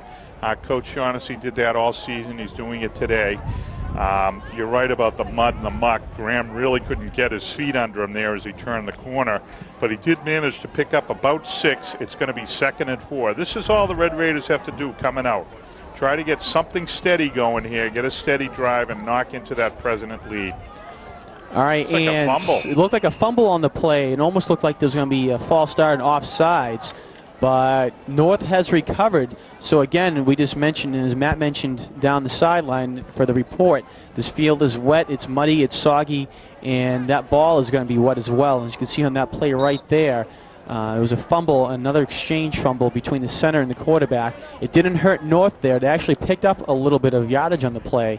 So it's going to be a 3rd down and about a long 4 now, Jim. Yeah, 3rd and a long 4, Red Raiders. Presidents have a 14-0 lead. They really grounded out in the first half. They did a good job. Presidents want to come up with a stop here. Keep the Red Raiders back on their heels. All right, backfield for Lane, receiver to each of his sides. He looks to his left and for Tringale, and it is almost intercepted by Jeff Ruggiero. Ruggiero came in at the last second, and he read the play nicely. But again, that wet ball went right through his hands, so it falls incomplete, and North will be forced to punt on 4th and 4. Yeah, that's the type of play you'd see almost in youth football. Tringale just went out to a point and stopped, and the ball was thrown to him. It's a reflection of the field conditions. We said earlier that during warm-ups, receivers were falling all over the place. Well, there's just no ability for the receivers to run patterns today. It showed up there. Red Raiders got lucky. There was no interception. All right, snap bounce to Tringale. He picks up and fields it nicely, though. He gets a nice kickoff. It bounces at the 30, and McDonald is going to actually pick it up and at the 30, and he catches a couple of blocks. He gets across the 40 to the 45, and it looks like a nice step to bounce at the 44-yard line. So Chris Ryan McDonald looked like he was going to let it go there and picked it up at the last second and gets a couple extra yards for Quincy High School, and they'll start at the 43-yard line that's where it's marked. Yeah, nice alert play by Ryan McDonald. He looked up the field and he saw a lot of green space in front of him. The Red Raiders a little slow covering that punt. I think they assumed because of the way it was rolling around that it was going to be a dead ball. While Ryan McDonald saw that, he scooped it up.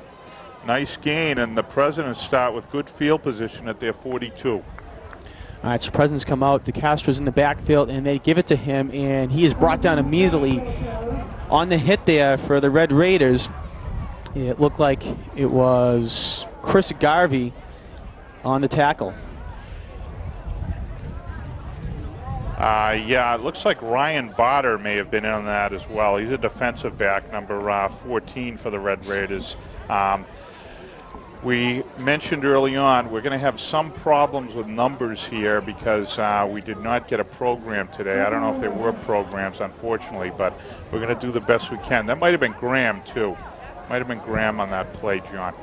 In any event, it's a 2nd and 12 for the Presidents. All right, Presidents come up. McDonald goes in motion behind Boyle. DeCastro's in the backfield, and it's a counter to Hazelhurst, and he's going to get across the 45, and he falls forward to the 46-yard line. So Quincy gets back a couple of yards on 2nd down there, and it's going to bring up a 3rd down and approximately 7 yards to go. Yeah, the counter picked up 5 there. The Red Raiders reacting better to the play, but the Presidents still executing it very well. They've been very successful. The fact the Red Raiders were on that and stopped it and the Presidents still picked up 5 tells you something. Nice execution by the President linemen. They've really stepped up today, John. Yeah, they certainly have. The line play has been fantastic for the Presidents here today on Thanksgiving. 3rd and 7 now for the Presidents at the 46-yard line. Hazelhurst goes in motion. And another fumble, but picked up by Boyle. And he has some open space. He's going to keep it. Crosses the 50 to the 45, and he falls down at the 40-yard line. He was pushed out of bounds there by Jorgensen and also Mike Powers on the tackle. So Boyle had the option of pitching it to DeCastro. He decided he could keep it, got around the corner, and gets across. And they say his knee was down at the 41-yard line. I give great credit to Tim Randall, the center here. He's played very well. That was actually just a drop snap, a little mishandled by Boyle. I'm sure his hands are wet and muddy now, although they keep the ball clean. One thing I had noticed is that Boyle doesn't have a towel with him, so I'm sure his hands are a little muddy. He dropped that snap, but he really made something out of it. Presidents with momentum on their first series of the second half here. 1st and 10 for the Presidents now, and they fake the handoff to the Castro, and Boyle's being pursued, and Griffith brings him down. A big sack there by Jonathan Griffith, and Boyle's going to get tackled all the way back at the 41-yard line on the President's side of the ball. So a big loss there, about a 20-yard loss, 18 yards we'll call it, on the sack. Yeah, that's a huge play by Jonathan Griffith. This is what the Red Raiders have to do. The seniors have to step it up. They've got to show some leadership here, and Jonathan Griffith, it's a 15-yard loss, looks like it's going to be, although they have it at 2nd and 28 on the scoreboard. But in any event, 15 to 18-yard loss. Great play by Griffith. That's what the Red Raiders needed. We'll see what Boyle and the President offense do with this one, John. All right, so it's going to be 2nd and very long now for the Presidents. They have the ball spotted at their own 43-yard line. Castro comes into the backfield, and there were 3 receivers to the right of Boyle. Jose Ortiz is at the tight end position to the left. Hazelhurst goes in motion. And it's going to be an option play. They fake the option. They give it to the option to Castro. And Boyle faked it, brought it down, and then he got hit, and he pitched it as he got hit. It went high and out of bounds. So Quincy catches a break there. Did not come back into the hands of a North Quincy High School player. And it looks like there's going to be no gain on the play, or about a loss of 1, actually. So the ball spotted at the 42 for the Presidents. One thing Coach Shaughnessy talked about before the game is the fact that his defense has played big all year. They've been very solid, done a good job. The 2 President touchdowns in the first half, one at the end of a long drive, the other one the result of an error, a misplay, and the Red Raider defense was pinned back. But coming out in the second half, they're really stepping up play here. Looks like the Presidents are going to call a timeout. And I'm sure Coach Shaughnessy is happy to see that the defense is stabilizing here. And all right, we have 6:14 left here in the third quarter. We're going to take a quick break and be right back after this.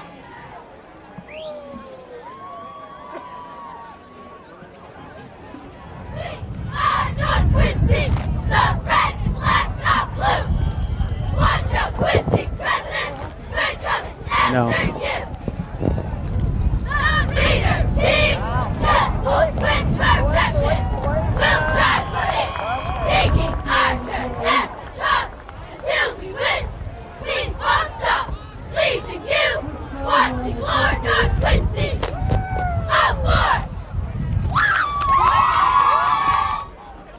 Well, while we watch the North cheerleaders, again, they came out of a timeout quickly, and the President snapped the ball to punt.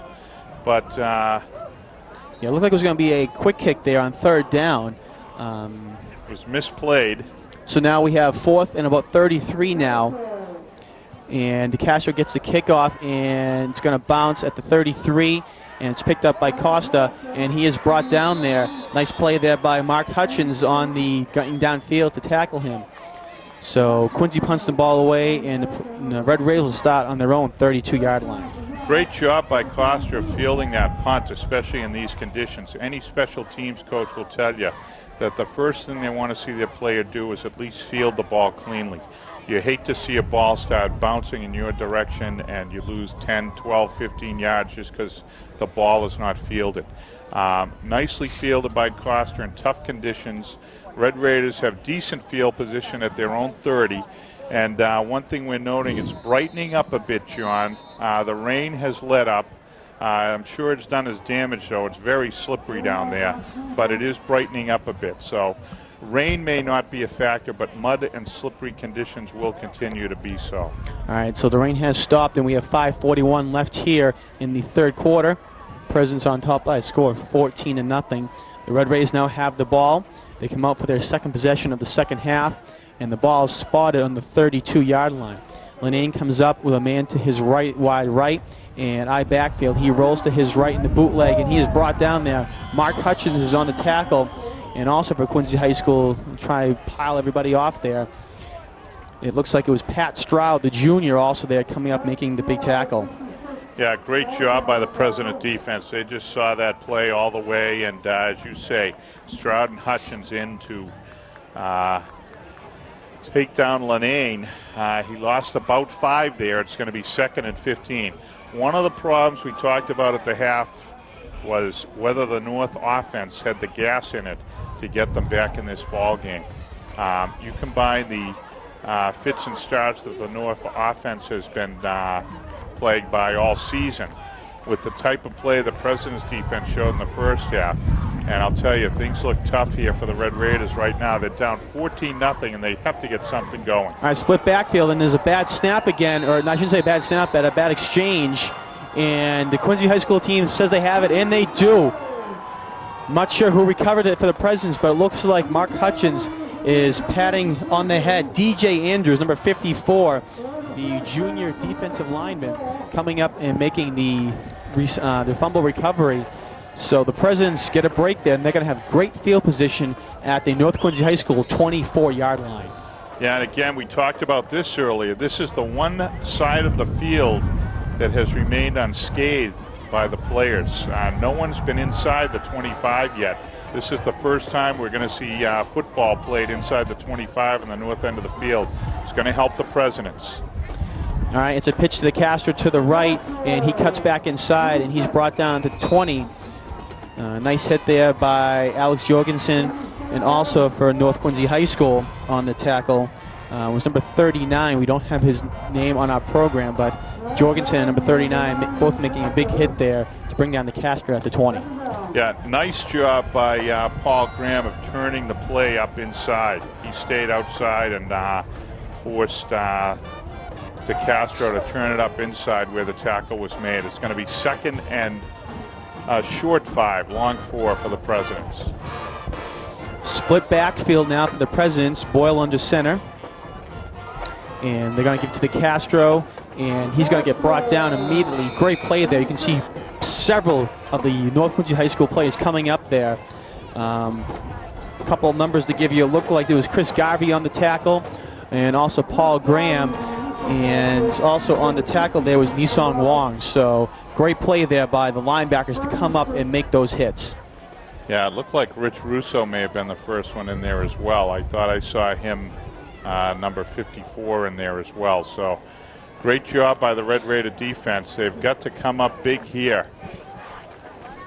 So it's going to be 3rd, and as you said, a long 4, short 5. Looks like it's going to be about 6 yards actually now on the tackle there.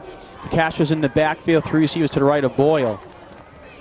And it's going to be an option. There's a flag on the play. It's a pitch to the Castro. He gets to about the 15-yard line. It looked like there might have been an offsides or lining up in the neutral zone. One of the defensive linemen for North Quincy High School. See, they spot the ball at the 15, and it's going to be offsides against North Quincy. Yeah, it looks like Graham and Jurf were in on the tackle there. I think they stopped him short of the first down, but with the penalty now, what happens is it'll give the Presidents a shot at a 3rd and 1. So they're going to have another shot at this first down. Coach Noble signaling to take the penalty, and they're going to have another shot at a first down from just about the 15-yard line. All right, so our referee comes up. Offsides on the defense. Repeat the down, 3rd down. All right, so Quincy does take the penalty. It goes up to the 15-yard line, and they'll bring up a 4th and a short 1 yard. Looks like they're going to be about 2/3 of a yard, Jim, for the first down. Another big factor here, John. Clock is running. Believe it or not, we're coming down to the 2:30 mark here in the 3rd quarter. This has been a quick quarter because the ball has been in play. A lot of running plays here. The clock's just run. So 2 minutes to go here just about, and it looks like that they picked up the first down. Flag after the play. Could be a face mask. We'll see. All right, look like Boyle on the quarterback keeper. It looks like he has enough for the first down. We'll see exactly what the penalty is. Again, Jim, you mentioned it might be a face mask against North. See what the call is. Personal foul. All right, so it was a personal foul. Our referee didn't signal if it was a face mask, but I think it looked like it might have been a 15-yard face mask there. So it's going to be a personal foul and half the distance to the goal line for Quincy High School in an automatic first down. Yeah, so the Presidents, this could not be any better. They're sitting at the Red Raider 6, and it's going to be first and goal from the 6 for the Presidents. All right, 2 men in the backfield with Boyle, and he gives it to Castro. He goes up the middle, and he is brought down immediately. Nisong Wan there looked like he made the initial hit. Jorgensen also in there. Tim Kennedy, 3 of them made the big hit on Everton to Castro, and there's going to be no gain on the play. So they'll bring up a second down and goal now. Yeah, nice job by Kennedy again. He's made some big stops on the running plays, and he was the first guy in there. Red Raider defense has to stand tall here, and conversely, the President offense, this had put a nail in the coffin, I think. Even though we still have an entire quarter of football to play, Presidents have come out and established themselves in the second half. All right, so pitch is a fumble on the ball, and North Quincy has recovered. North has recovered the fumble. It was a pitch to Everton de Castro, and let's see who has it. And it looks like picking up the ball for North Quincy High School is Mike Regan, number 46. All right, we have the replay now on our screen. All right, and you can see here Boyle under center, and he pitches to de Castro, and it was just behind de Castro, and right there Regan jumps on it. So a big play and a big opportunity for the North Quincy High School team to recover the fumble and then take over on their own 13-yard line. Yeah, great play by Regan. He steps right up. He comes in. He has an opportunity, takes full advantage. And now let's see if the Red Raider offense can't do the same. All right, and it's a handoff up the middle. And unfortunately, he can't go anywhere on the carry there. It was Graham. Yeah, it was Paul Graham, number 24. So it's going to be a loss of a yard to bring up a second down. Actually, I'm sorry, he gained a yard. Excuse me, second down and 9. Yeah, one thing about the field, we said before, this is the one part of the field that's still in decent shape. I think if Lenane wants to throw the ball, and they do need to throw the ball, that he can do it from this part of the field. He should be able to establish his footwork here. Let's see if the Red Raiders don't take advantage. All right, the Raiders come to the line. Linnea in the center, split backfield. They pitch to Graham over to the left, and he slips. He gets back up, though, and nice job by Paul Graham. Stays on his feet, and he is still hustling. Great job by Paul Graham to stay on his feet. He picks up the first down, and he's going to fall forward to the 27-yard line. That was a fantastic run, Jim, by Graham. Oh, yeah, breathing some life into these Red Raiders. The Red Raider sideline jumping around now. If you watch the replay, just follow Mr. Graham with the football. He's going to get hit several times, but he never gives up. Watch the legs. They just keep moving here. Nice job by Graham. He almost dropped the ball, picked it back up. He slips, put his hand down to make sure his knee wouldn't go down. And then he must have broke off 3, 4, 5, 6 tackles there, Jim, to make sure he could pick up the first down. Yeah, that's the type of effort it's going to take by the Red Raiders. Looks like they may have taken too much time here. Getting out of the huddle. All right, so the flag is thrown. The ball is on the 25 right now. And referee comes up. We have a legal substitution. 12 men breaking the huddle. 5-yard penalty. First down. All right, so just as North gets a fantastic run by Paul Graham and possibly a big momentum booster, they have an illegal substitution for a 5-yard penalty. Will now bring up a 1st and 15. Yeah, a little confusion there about who was in the backfield. I think Costa and Graham were both out there. And as the official said, they broke the huddle together. So that's unfortunate. It's going to bring up a 1st and 15 from the 20. Red Raiders trying to establish some momentum. They're trailing only 14-0, but another big factor here is the clock. We're at 10 seconds to go in the third quarter. Fast-moving third quarter. President's delighted for that fact. Red Raiders feeling otherwise. They have to do something here to get some momentum going as we head to the final quarter. All right, so North comes to the line, and it'll bring a 1st and 15 now for the Raiders. Tringali and Jorgensen are to the right of Linane, and in the backfield is Nissan Wong and Paul Graham. Lenane rolls to his right to pass, and he gets hit as he throws the ball, and nice job by Lenane to get rid of it to prevent the sack. Looks like it was Mike Little there coming up with the hit on Lenane. So Lenane gets rid of the ball, and nice dump, and it's going to be a second and 15. Yeah, nice job by the President defense.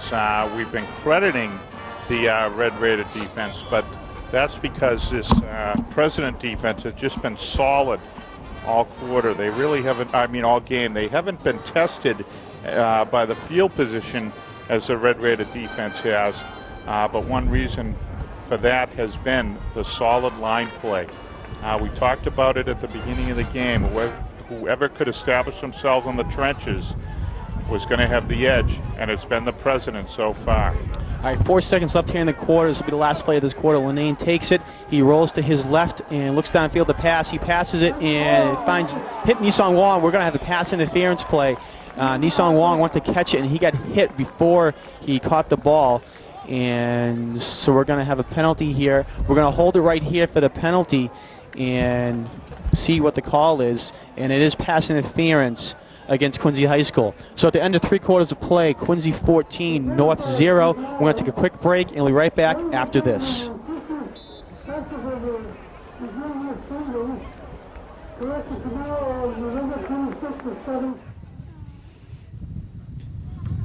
Hi, my name is Courtney McNeil, and I just want to say good luck to my football player, number 67. Go Quincy. Hi, I'm Christine. I'm a senior, and I'd like to say good luck, Tim. Hi, I'm Alda. I'm a senior. Good luck, Quincy. Hi, I'm Catherine. I'm a senior, and I want to say good luck to Jose Ortiz. Hi, I'm Leah. I'm a senior captain. I'd like to say good luck, Frank McMorrow. Hi, I'm Rachel. I'm a senior captain. I want to say good luck to Jeff. Hi, I'm Lauren. I'm a senior, and I'd like to say good luck, Frenchie. Hi, I'm Megan. I'm a junior captain. I just want to say beat North. Hi, I'm Victoria. I'm a junior. I'd like to say let's go, Mark. Hi, my name is Tori. I'm a freshman. I'd like to say let's go Blue. Hi, my name is Megan. I'm a sophomore. I just want to say good luck, Peter. Hi, my name is Hope, and I'm a freshman, and good luck, Quincy. Hi, my name's Krista. I'm a sophomore. Let's beat North. Hi, my name's Jessica. I'm a freshman. Let's go out and scalp those Raiders. Hi, my name is Taylor. I'm a freshman. I'd like to just say go Tim. Hi, my name is Mary. I'm a sophomore. I'd like to say good luck to all the football players and beat North. Hi, my name's Jessica. I'm a freshman. I'd like to say good luck to Mike Kearney. Hi, I'm Jen. I'm a freshman, and I'd like to say good luck to Phil, and let's do it again. Hi, my name is Kaylee, and I'm a junior. I would like to say good luck, Mike Little. Hi, my name's Clarice, and I'm a junior. I'd just like to say good luck, Quincy. Hi, my name's Sam. I'm a freshman, and I'd like to say go Peter. Hi, my name's Hannah. I'm a freshman. I'd like to say go John. Go Quincy!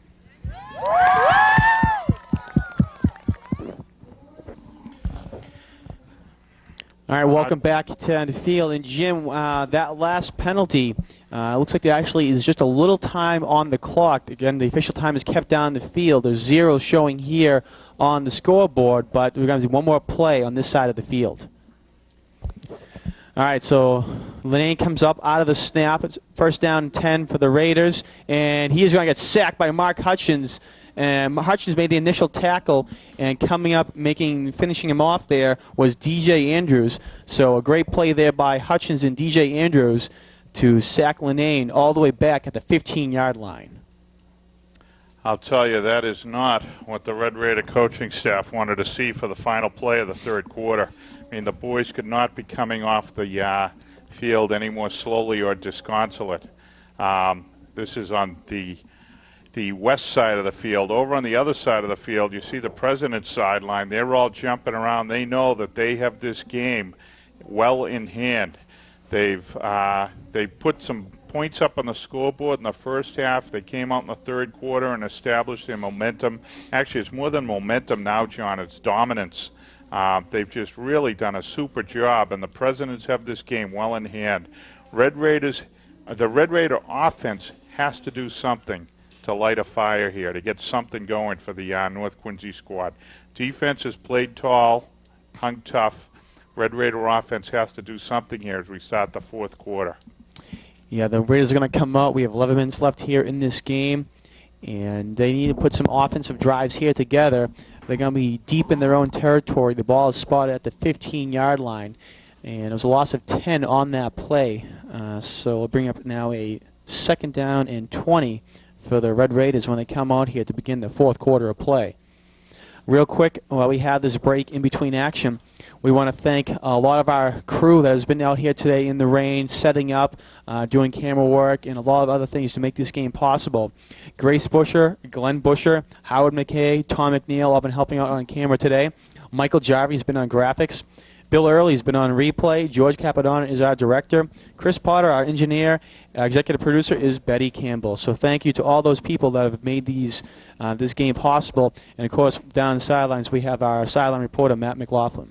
Yeah, John, those people who are behind the cameras and in the truck, you don't see what they do, so it's easy to not appreciate it. But it's been some wonderful work in difficult conditions today, and they deserve a lot of credit. Here comes the Red Raider offense. All right, 2nd and 20 now, and several flags here on the play. And looks like it might be in a legal procedure false start penalty. We'll go down to the official for the call. We have a dead ball foul, legal procedure on the offense. Repeat the down, 2nd down. All right, so another 5-yard penalty from North Quincy brings them back to the 10, and we now have a 2nd and 25, Jim. And Jim, right now, North is just kind of shooting themselves in the foot with penalties and just making it even tougher for them to come back. Yeah, you're correct about that, John. Let's see what they can do here. Linane takes a snap. All right, he's in the shotgun, and he throws it deep down the field, and as a receiver open and just out of the reach is Dave Jerf. He dove for it, made a great play, and was just out of his reach, about another foot, and he might have had that.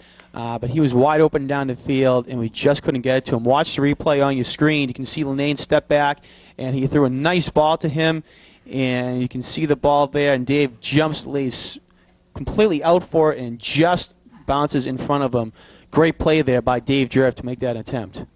Yeah, Dave's one of those guys. We talked about him this season. He's a remarkable athlete. He's got great foot speed. Trying to go to him, trying to make the big play. They just missed. Let's see what they do on 3rd and 26. Okay, and it looks like there's going to be a timeout on the field. Linane's coming over. North called a timeout. He's coming over to the sidelines.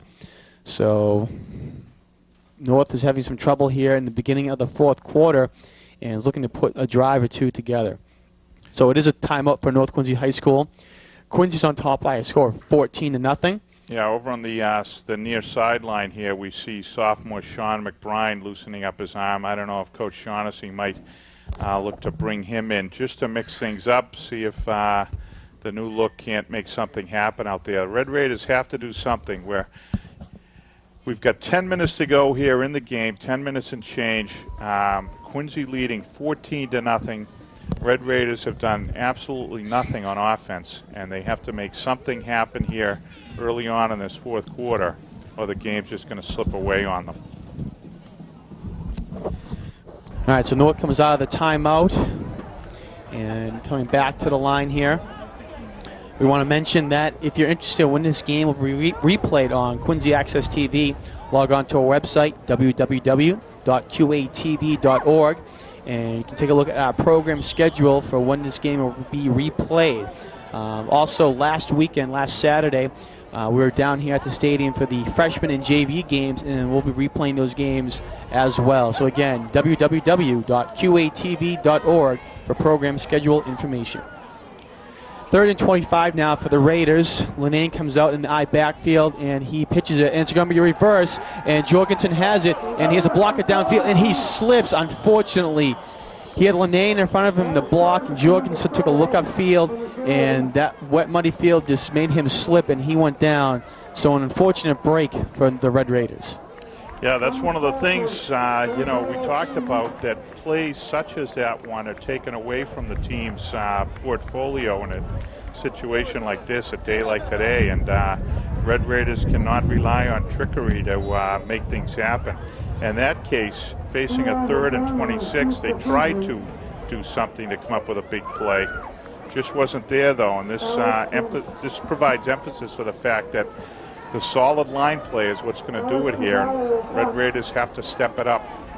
All right, Tringali 5 yards deep in the end zone, and it's a good kick off and nice high kick. And it's going to bounce at the 35-yard line, and it is going to be down at the 37 by the Red Raiders. So a nice kick there by Alex Tringali to get the Red Raiders some breathing room, and Quincy's going to start at the North Quincy High 37. Yeah, we'll have to see how the Presidents approach things here. The expectation would be it's going to be all DeCastro here, try to run the clock down. We're inside of 9:50. I'm sure that Coach Noble's going to want to see the President offense run some clock, and sure enough, they come out with a full house backfield, John. That's what we're going to see here. All right, so the Presidents have a 37 at the 37, excuse me, 1st and 10. They give it off to Jose Ortiz, and he gets over to the 34-yard line. Nice individual effort by Ortiz. Following his block, has spun it out, and he picked up about 4. All right, so Ortiz gets the ball, and they spot it just past the 35-yard line for the Presidents. So bring up a 2nd down now. So the sun has come out there. You can see on the camera there, great shot by a sideline camera, Tom McNeil. The mud on the players and the contrast in the white that used to be there.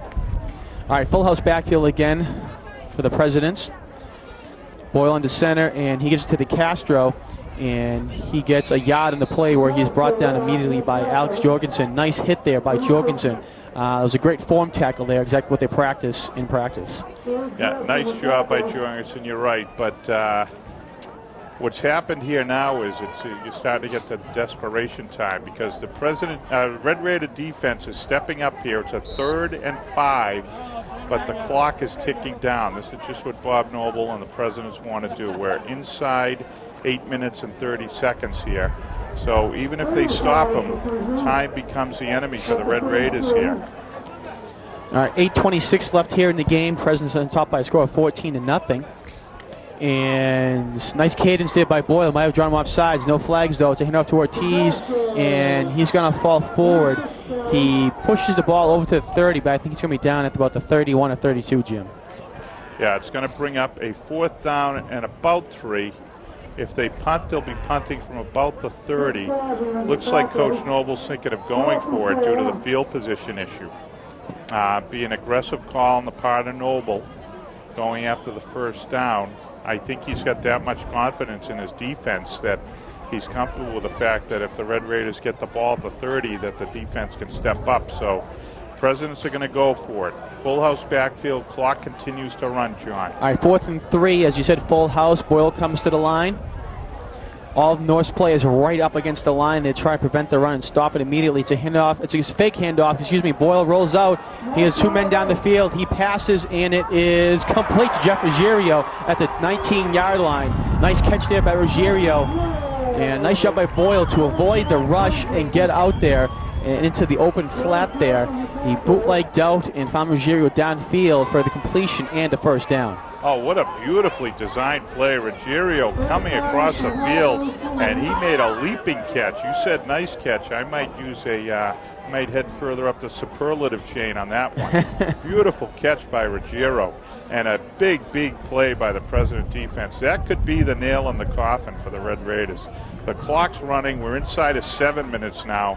President's 1st and 10 from inside the 20. What a huge play. Great call by Noble. Great execution by the President offense. All right, 2 men in the backfield for Boyle and 2 men over wide right. And they give it to DeCastro. He goes up the middle and he hits the North Quincy High School defensive wall. And you can see right there making some big tackles there for the Presidents. For the Raiders. Looks like Mike Powers is in there on the tackle. All the usual suspects, John. Yep, most definitely, Jim. Yeah. All right, we're inside of 6:30. Clock ticking down. 14-0 Presidents. Even though it's 2nd and 11, anytime the Presidents run a play and don't make a mistake or fumble the ball, they win because they're running 30, 35 seconds off each time. All right, 2nd down and 11. Ball spotted on the 20-yard line. Presidents come out, 3 receivers to left of Boyle. They give it to DeCastro, and he's brought down immediately. Big hit there by Griffith. Yeah, Griffith makes the big hit. Oh, Jonathan Griffith just greeted DeCastro head on, wrapped him up, and took him down. What a stick. Watch this replay. This is bang-bang football. Great play by Griffith. Yeah, you can see Griffin came right up from his position and brought him down immediately. So Griffin came out from his linebacker spot, and he knew they were going to run the ball, and he just picked the right hole, the right gap to run into, and brought down DeCastro. I will say, in fairness to Everton, if the field were not so muddy and he had his legs under him a little more, he might have been able to react more to the hit of Griffith. All right, and it's a weird play there. Looked like half of the offensive line didn't move on the snap. So the Red Raiders had some free space to come right in. Boyle took it. As he was getting tackled, he handed it off to DeCastro. Watch the replay. You can see there a couple of the offensive linemen didn't move, and he got hit as he pitched it to DeCastro, and he is brought down. On the tackle there was Chris Garvey making the hit against Boyle. Yeah, you're right. The left tackle and the left guard for the President somehow missed the snap count there. And as a result, nice penetration by North brings up a 4th and 15. All right, we're going to take a quick break, and we'll be right back after this cheerleader moment.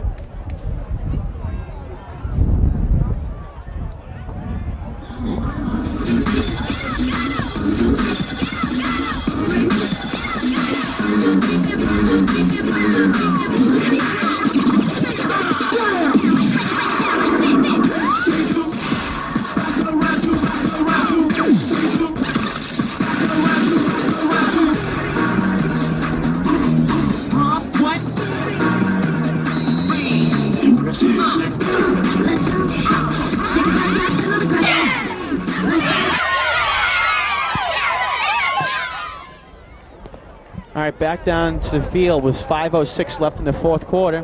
The Presidents on top of the crosstown rivals, the Red Raiders, by a score of 14-0. All right, Quincy comes to the line. They have 4 wide receivers, 2 to the left and 2 to the right of Boyle. DeCastro's in the backfield. Boyle's in the shotgun. He gets the snap, and he looks to his left, and he passes it downfield. He looks for Ruggiero, and it is incomplete. He was looking for Ruggiero. Nice coverage there by Dave Jerf, and that's going to bring up a turnover on downs, and North is going to take over on their own 24-yard line. Yeah, that play was similar to the one run by North Quincy earlier. We talked about Tringali running out about 10 yards and stopping. That time when Ruggiero went down and put the brakes on, he just completely wiped out. He had time to hop back up, though, and put a little hit on Dave Jerf to avoid the interception, but you could see that Dave was smart enough to just let the ball go.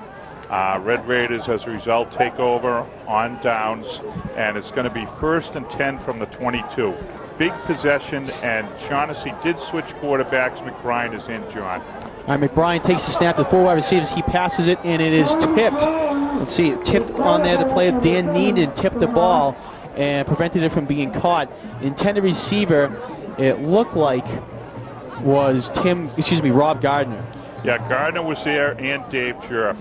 That time, McBride did not look anyone off. He looked where he was throwing and threw, and the President defense reacted accordingly. All right, again, 4 receivers out there for North Quincy High School with Costa in the backfield. McBride's in the shotgun. Quincy has the nickel defense in.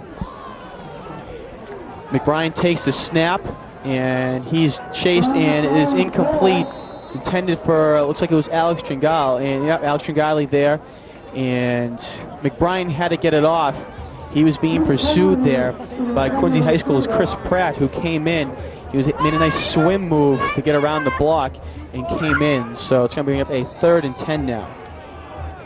Yeah, I'll tell you, one guy doing a great job out there, and he deserves a lot of credit, is the starting center Fazoli for North Quincy, making nice snaps on the shotgun. All right, the screenplay is set up and just overthrown to Kyle Costa. Great call there. Quincy had a big pursuit the past couple plays, and they let the Quincy defensive lineman go right past them, set up the screen, but the pass falls incomplete. There's a flag on the play there, Jim, and it looks like it's going to be ineligible receiver downfield.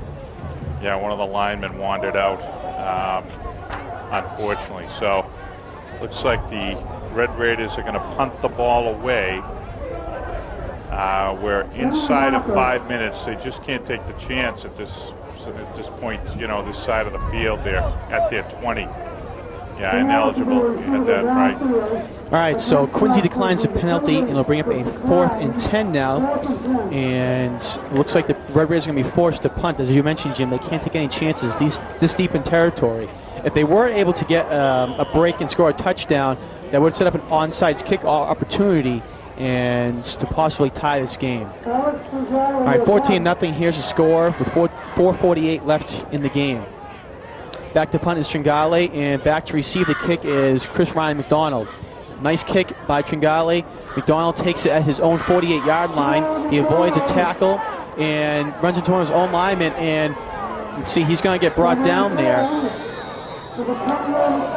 Red Raiders special teams going after the ball.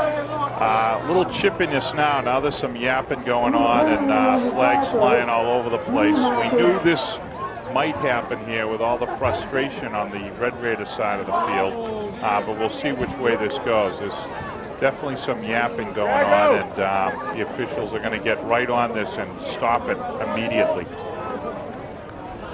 All right. Referee is referring to his other officials to see what the call is. Let's go down to the field. We have illegal use of the hand on the red team. First down. Well, interesting call there, Jim. Yeah, okay. We missed it. Maybe we overreacted to a little friendly exchange among opponents. But in any event, the officials over to explain to Coach Shaughnessy what they saw, why the call was made. You usually don't see an illegal use of the hands to the face on the defense. Usually you might hear an offensive lineman called for that, but a defensive player, you don't really hear that too much. But it goes against North, and Quincy will have it at the 40-yard line. That's where they're going to start. Yeah, it looks like a player just reacted to a block, and he got his hands up in the Quincy face mask or face area. All right, whistles are blown. Yeah, they're and just moving the sticks. Yep, just moving the sticks to get everything ready. 4:35 left here in the game. Quincy comes to the line. 3 receivers to the left of Boyle. Ortiz is in the tight end position to the right. DeCastro in the backfield. DeCastro takes the handoff, and he is unable to get away from the hit. Nice job there by Chris Garvey on the tackle, and it's going to be a loss of about, 5 on the play. A loss of 1 on the play. Yeah, nice job by Garvey. Some of these seniors today on the Red Raider defense deserve a lot of credit. Kennedy, Griffith, Mike Powers, Rich Russo, Rob Gardner, Dave Jerf, Alex Jorgensen, Paul Graham, and Garvey. All seniors, all guys who have played their hearts out there, made some big plays for the Red Raiders and just not showing up yet on the scoreboard. Still 14-0 Presidents. Quincy's played a very solid football game here after some miscues in the first quarter. They settled down and they played great football. All right, DeCastro goes in motion, and he now lines up at the wide left position. Boyle takes it, and he goes back to pass, and he's going to keep it, quarterback keeper, and he runs up. He's going to have some open field, and he crosses the 20, 15, 10, 5, and in for the touchdown goes Matt Boyle. Nice job there by the President's offensive line. He had a huge hole to run through, Jim, and Boyle goes in for the touchdown, and the Presidents now go up by a score of 20-0 and put this game possibly out of reach. I'll tell you, what a beautifully designed play that was. They split DeCastro far wide to the left. We're going to see this replay, and you'll see DeCastro wide left at the top of your screen. Now, he comes across the screen, takes everyone with him, and off goes Mr. Boyle. No one even near him. No red shirts anywhere. What a beautifully designed play. And we see folks over on our sideline starting to head for the exits now. It's 20-0 Presidents, 3:30 to go. And looks like this game is going to be a record setter in this long history. The first time that one team has won 6 consecutive games. All right, there's a flag on the play. The kick is up, and the kick is no good. We'll see what the flag is, though. Looks like the left guard moved early for Quincy there. All right, and it's going to be offsides, actually, against North Quincy. So Quincy's going to get another opportunity to kick this extra point, Jim. Did he miss the extra point? Yeah, he did miss the extra point. The referee signaled that he missed it. So they'll move it up a half a yard. And Quincy will get another attempt. Again, 20-0 is the score with 3:30 left in the game. Well, you said in the introduction, John, that season records are meaningless here in today's game, and that's true. Great for the Presidents that it looks like they're going to put this one away. This makes everything a positive for 2004. There's the kick, and this time he gets it right. So it's 21-0. Everything a positive for the Presidents. The entire record for the season goes out the window now because they beat North. They did so convincingly and in good style. And on the other side here, this makes it all the more tough for the Red Raiders. A long, tough season.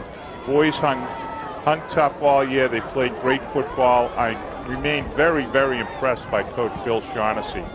He's completely composed on the sideline. I see him putting his arms on the shoulder pads of players. He's talked in a very encouraging manner. We've never seen him chew anybody out despite his frustrations along the way. Always been instructing the players, encouraging them. We know from when he was an athlete that he's a fiery competitor, but he's been a very composed figure on the sidelines. He's not let the intensity within affect how he reacts to the boys, and we're very, very impressed by Coach Shaughnessy. Sure that despite the fact there's a loss here, that the sophomores and juniors are going to learn a little today that they'll take with them for next year. So a tough outing for the Red Raiders, but over on the other sideline, I'll tell you, if we got a shot on there we have some of the fans. You can see the stands have already started to empty out behind those young ladies, but over on the right side, that you see the sea of white shirts there. A lot of pumped up Presidents. They can't wait for the final 3:30 to tick off, John. All right, so North comes out ready to receive this kick. And back to receive is going to be Kyle Costa. Dave Jurf is also just behind the middle wedge, and we'll see if he comes out to take it as well. I get a big kick out of the black blob in the middle of the field there, the kicker, DeCastro. I don't think I've ever seen a football kicker look like this young man. And that's because he's just one of these guys. He's a real football player. He's done everything today for the Presidents. All right, DeCastro kicks the ball off. It's a nice kick. It's going to be fielded at the 15 by Costa. He crosses the 20 to 25, cuts back to the left. Has some opening room, and he gets brought down there. Jose Ortiz on the tackle, and he goes all the way up to the 27-yard line. That's where North's going to start. As the offense comes on the field, we just want to mention we had a little tribute to Dennis Thompson, and Quincy Access Television, on behalf of the entire community, I'm sure we wish to express our condolences to Dennis's family. His mother, Maureen, his father, Dennis, his sister, Danielle, brothers, David and Ryan. Young David was just on the field over the weekend. John covered the freshman football game. Dave Thompson taking on in the tradition of his brother Dennis and performing well out here on the field. But just a terrible loss for the Thompson family. It's felt greatly by the community. Dennis will be buried here out of Sacred Heart Church on Saturday, and we wish to express our condolences, heartfelt condolences to the Thompson family. New quarterback in for the Red Raiders. All right, it's intercepted by Jeff Ruggiero, and he has open space, and he's going to run this back for a touchdown, Jim, and he does. So Quincy gets in for another touchdown. Jeff Ruggiero with an interception at about the 40-yard line. So he runs it back for a 40-yard interception and touchdown return, and Quincy's now just piling on the points here with 3:11 left here in the game. Yeah, that's unfortunate. Coach Shaughnessy trying to give young man Mike Omani an opportunity in the game. There you see Omani throwing a beautiful ball out to the flat, but you see the Red Raider, Dave Jurf, flat on his back. His legs just went right out from under him, and Ruggiero's there to run back the interception all the way. And it's now 27-0 Presidents. All right, Ruggiero got it at the 45-yard line, so a big interception return for the Presidents. And as you said, Jim, 27-0 is now the score. Presidents come to the line and get ready for the extra point.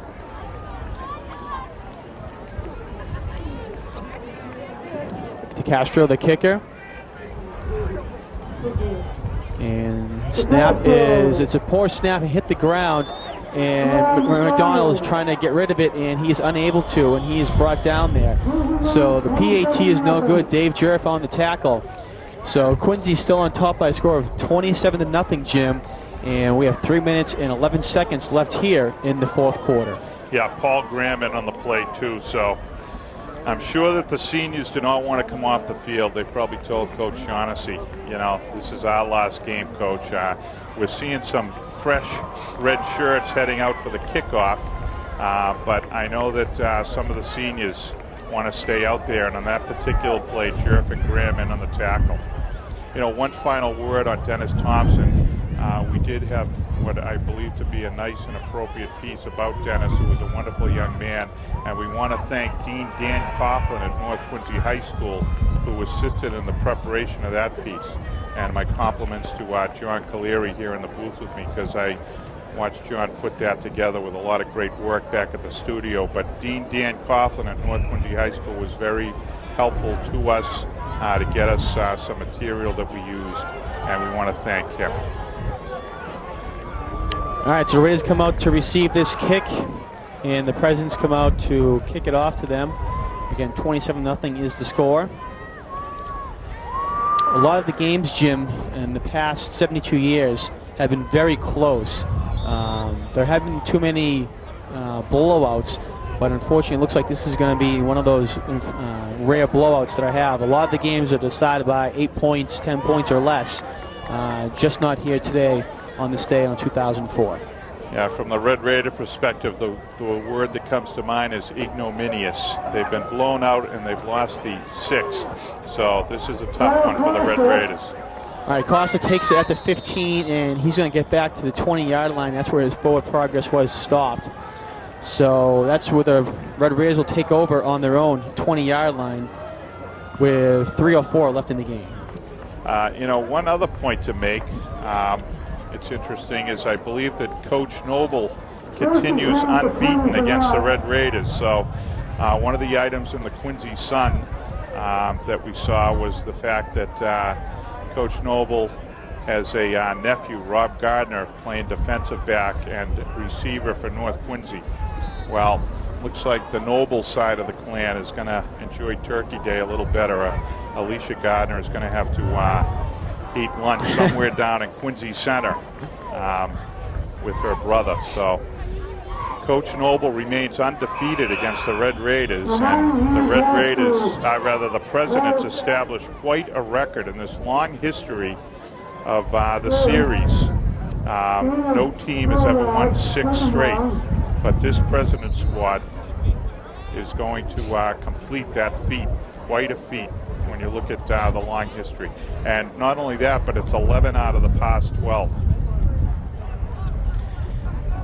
All right, so North comes to the line. There's a 5-yard carry there by Paul Graham. Brings up 2nd down and 5 now. And given back to Graham, and he breaks a couple tackles, and nice job by Graham. He's been running hard all day, Jim, to try and get those extra yards, keep those feet moving, those legs moving forward, and he's going to get 2 yards on that play. Yeah, Graham's been very determined. It's, you know, we talked about field conditions. It's been tough for both sides, but the Presidents reacted better, particularly the President linemen. We should talk about them just briefly as we, you know, head to the final. We're inside of 2 minutes here.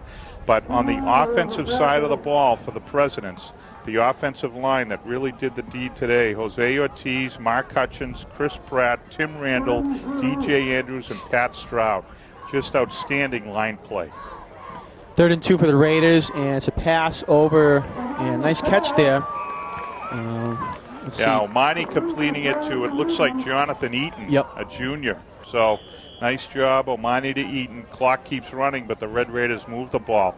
On the defensive end, these young men are no longer out there. You see the fresh white shirts of the Presidents, but the defensive linemen who really won the battle of the trenches today for Quincy, Chris Pratt, DJ Andrews, Pat Stroud, Tim Randall again, and Mark Hutchins.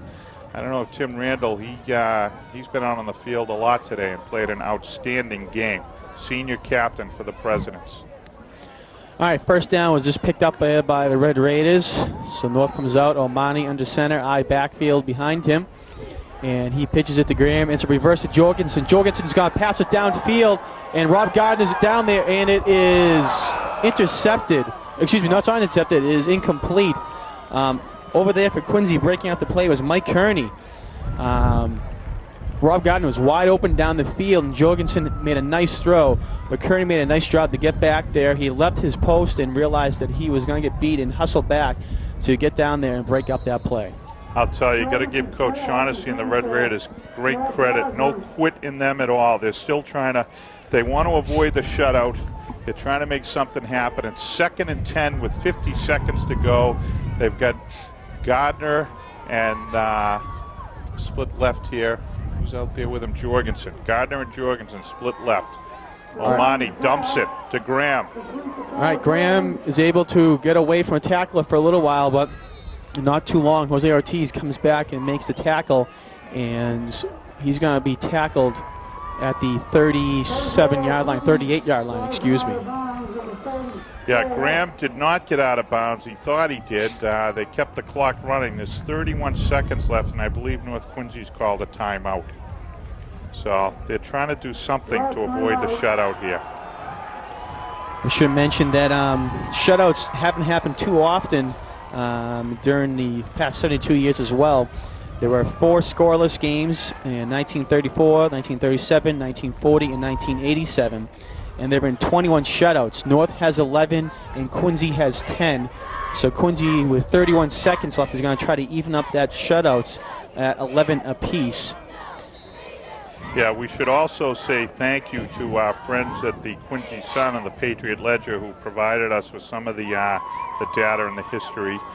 Chris Poisson at the Quincy Sun and Brian Lee and Chris Cito at the Patriot Ledger. We've reviewed their fine work this week. They've helped to give us some background and information, and we thank them. All right, so it's going to be 3rd down and 8 now for the Raiders. They come to the line. Omani under center. He goes back to pass, and he looks downfield, and he's looking for Tringale, and Tringale just can't get it. Kind of threw up a jump ball there, Jim, and Tringale certainly had some height over the defensive back covering him, but Tringale just couldn't bring it down, so the pass falls incomplete. 24 seconds left, 4th down. This will probably be the final play, unless, of course, it's completed and the Red Raider gets out of bounds. North's called its final timeout, so they, if they don't get out of bounds, they're going to have to get up to the line quickly. We'll see what they do here. All right, 25 seconds left here in the game. I formation for North, and Omani goes back to pass. He's forced out to the left, and he is going to be sacked there. Big sack there by Kevin French, the senior linebacker. And he comes up and sacks Omani, and that's going to be a turnover and downs. Quincy's going to get the ball back, and after one play, this game will be over, Jim. Yeah, they stopped the clock for the change of possession, but you're right, this game is over. It's 27-0 Presidents. I suspect they'll take the knee. Clock will run out, and quite a day for the Quincy Presidents. They've just thoroughly dismantled the Red Raiders this year, and in so doing, they've established a record that's really quite impressive. 6 straight wins for the Presidents. They've really established a dominating presence here, and I'm sure that Coach Shaughnessy is going to look to come back with next year's squad and break this string. It's 27-0 Presidents. Out they come. We're going to take the snap, and I'm sure he's going to kneel down. All right, so Quincy does come to the line, and there's a knee, and that will be the end of the ball game. So another fantastic game here on Thanksgiving Day morning, and in the 72nd edition of this rivalry between Quincy and North Quincy, Quincy's going to come out on top by a score of 27-0. And that will push Quincy up, as you said, Jim, to a record 6th straight win on Thanksgiving morning. Never been done before in this long, storied history between these two teams. Great game today, and we want to congratulate both teams. The overall records now for Thanksgiving Day is Quincy 39, North 28, and 5 ties. Yeah, before we sign off, John, I'd just like to emphasize we should thank our crew. You mentioned the names earlier. They just did an outstanding job in difficult conditions today. And we had a great time here covering this game. Even though there was some sloppiness on the field and sloppiness in the play, eventually the Presidents got their game going, established a real dominating presence on the field, and we enjoyed watching these two rivals bang it out on Thanksgiving Day. All right, so Quincy pushes their record to a 3-7 for the season, and they go 3-5 in the ACL. North Quincy falls to 2-8, and they go 1-7 in the ACL. We're going to stay here for the trophy presentation, so you can see both teams on the field shaking hands. And there was a great quote in the Quincy Sun by an article by Chris Ponson. He interviewed Bill Shaughnessy, and he said, on the field, these two teams are bitter rivals, and they certainly don't like each other on the field. However, once that final whistle blows, and it's probably the day after today, Jim, today the North Quincy players are going to be a little sad, but tomorrow they're going to come out, and, they're going to be friends again. Both sides of the city, everyone knows each other, and these players are going to come out and be friends once again. We're going to go down the field now to our sideline reporter, Matt McLaughlin. Matt, your thoughts on the game here today? 27-0 victory over here by the Quincy High Presidents. The play for me that really turned this game into a blowout was the Ruggiero touchdown that returned it. It was like, as I said up there in the booth, it was the nail in the coffin of this game. But North was credited. I mean, the field was bad for both teams, so that was the cause for a lot of fumbles, and there was just a lot of sloppiness on the field. So that led to not as great as a game as everyone would have hoped for weather-wise. But other than that, typical Thanksgiving Day. Beautiful game. Back to you guys in the booth. Hey, Matt, before we go, in the interest of full disclosure, why don't you tell our viewers where you go to school? I am a Quincy High president. All right, well, congratulations on the win, Matt. Thank you very much. We're going to try and grab some kids. Yeah, Matt, hopefully you can go over there and get some of the trophy presentation. We're going to send our cameraman Tom over there with you as well. All right, we'll work on that right now. Okay, thanks. All right, so again, 27-0. The trophy presentation is down the field. You can see our camera person up in the booth there. Hopefully we can zoom in and see them presenting the trophy. Again, a quick recap of the games here today. Quincy's first drive, they had a 14-play, 75-yard drive, and it was capped off by a 2-yard touchdown by Matt Boyle. It made it 6-0. There was a fake point-after attempt that was good, and it made it 8-0. North Quincy got the ball back, but they were forced to punt. On that drive, Quincy went 7 plays for 36 yards, and it was capped off by a 30-yard touchdown pass from Matt Boyle to Tom Hazelhurst. PAT was no good, so it was 14-0. That was the score going into the half. Coming out of the second half, there was no scoring in the third quarter. However, in the fourth quarter, Quincy came out, and they had a big 41-yard run by quarterback Matt Boyle for a touchdown.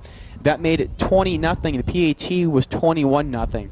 After the kickoff, North Quincy came out, and Jeff Ruggiero had a big 45-yard interception back for a touchdown, and that made it 27-0, and that was our final score here, Jim, 27-0 on the 72nd Thanksgiving Day morning. Yeah, there we see Frank Santoro, Quincy High principal, to the right of the screen. In the middle, you see the superintendent, Richter Cristofaro, and to his left, athletic director Eddie Miller carrying the trophy. Coach Noble at the top of the screen addressing his team, and the presentation should follow in a moment. A lot of happiness there in that sea of blue and white, John. Yeah, it certainly is. Again, the 6th record-setting 6th straight win on Thanksgiving Day morning for the Presidents. That's never happened before. You can see Coach Noble with Principal Frank Santoro. And it looks like Principal Santoro is over there talking to his squad with the game ball. His first victory as principal at Quincy High School. I'm sure there is no one happier than Frank Santoro and that whole squad of Quincy High School presidents. Yep, you see the cheerleaders are back. I mentioned during the course of the game, one thing I was very, very impressed by is the fact that along the sidelines there's a very active group of student managers involved on behalf of Quincy High football. They had a couple working in tandem to keep the football, a clean, dry football on the field for the offense, and at every time out, the young students were out on the field with water bottles and whatever it took to support their team. So this is an entire operation over here on the Quincy President's side. You see the players now holding the trophy, cheerleaders surrounding. There's a great shot of the trophy itself. Nice shot by our camera person down there, and great happiness. Off to our left and off camera, Coach Shaughnessy continues to address the Red Raiders out on the field, and I just can't say enough about the class of Coach Bill Shaughnessy. He's done a great job all year under tough circumstances, he and his coaching staff, but we've noted him and his coaching style, how he's handled things. I know the boys are very disappointed, but they're hearing encouraging words from Coach Shaughnessy, I'm sure. There you see a shot of the team being addressed, and Coach Shaughnessy was talking to them earlier. I know there's great disappointment there, but there's much to be learned from this, and as you said, John, at the end of the day, all the boys are friends again. The outcome will be put aside. I'm sure there'll be some chiding and some ribbing, but life will move on. So great day here at Veterans Stadium. Great job by our crew. And I think we're going to wrap things up here for Quincy Access Television, John. All right. Again, fantastic job here today on our crew. Our crew was here through rain, through the sun, through the warm weather. So we want to thank them here right now. On camera, we had today Grace Busher, Glenn Busher, Howard McKay, and Tom McNeil. Tom's one down the field here, getting us our great shots. On graphics, we have Michael Jarvie. On our replay, Bill Early, and our director has been George Capadonna. Our engineer has been Chris Potter, and our executive producer has been Betty Campbell. Down the field is Matt McLaughlin. Matt's going to look and see if he can get some interviews for us as well. But we're going to take a break up here in the booth. So final score here today is 27-0, and we're going to pause for a quick second and see if Matt can get some interviews. We'll be right back after this.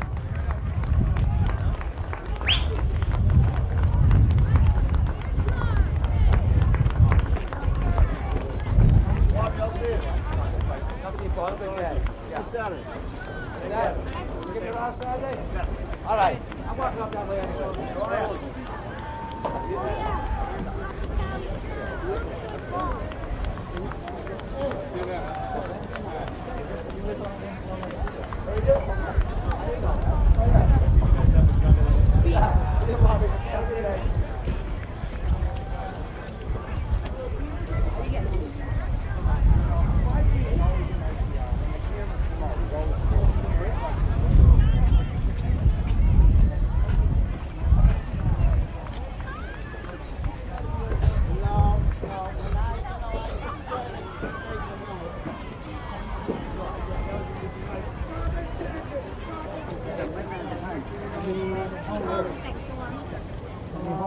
Okay, we have an interview now. Matt McLaughlin, down to you on the field. What's going on, guys? We're here with Jeff Ruggiero.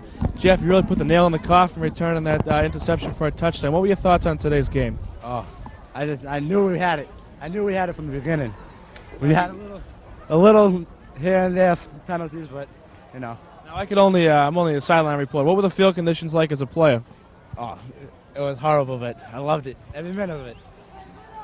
Are we gonna be putting this game in memory of Frank? Yeah, this game was for Frank. That touchdown was for Frank. All right, thanks, Jeff. Good. All right, thanks, Matt. We'll see if you can get any other more interviews. Again, great job here today by our crew and our entire staff. You can see the president still down there celebrating here today. We're going to take another quick break.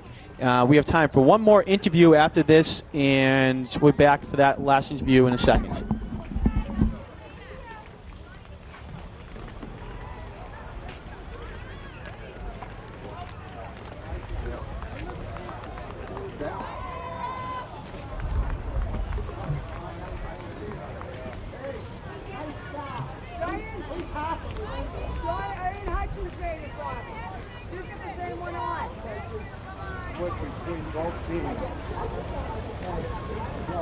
Have a good Thanksgiving.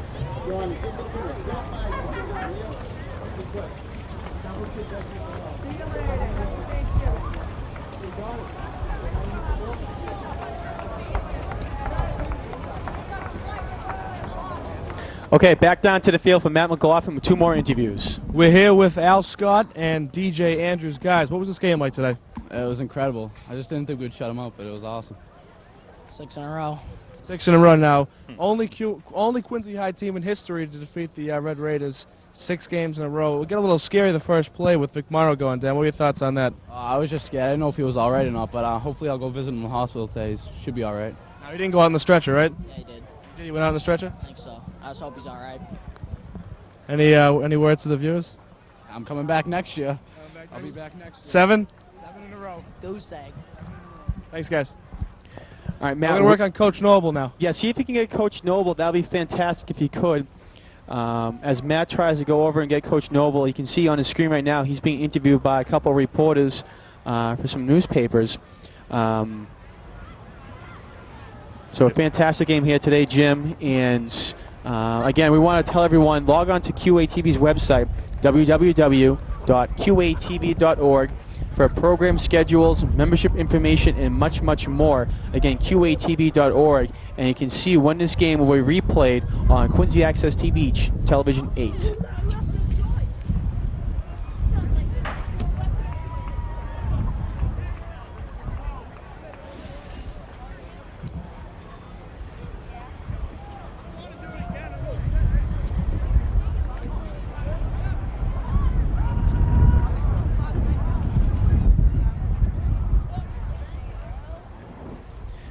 As we wait for Matt to interview Coach Bob Noble, we also want to mention Quincy Access TV will have live coverage of the 52nd annual Quincy Christmas Festival Parade this Sunday. Quincy Access TV will be at City Hall Plaza bringing you live coverage, so we hope you tune in to Channel 8 beginning at 12:45 p.m. for our live coverage of the parade.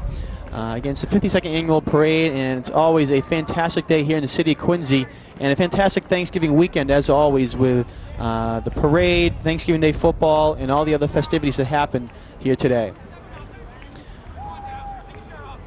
All right, we can see Matt down the field. He's getting ready to grab Coach Bob Noble. And Matt, take it away whenever you're ready, Matt. Guys, we're here with head coach Bob Noble.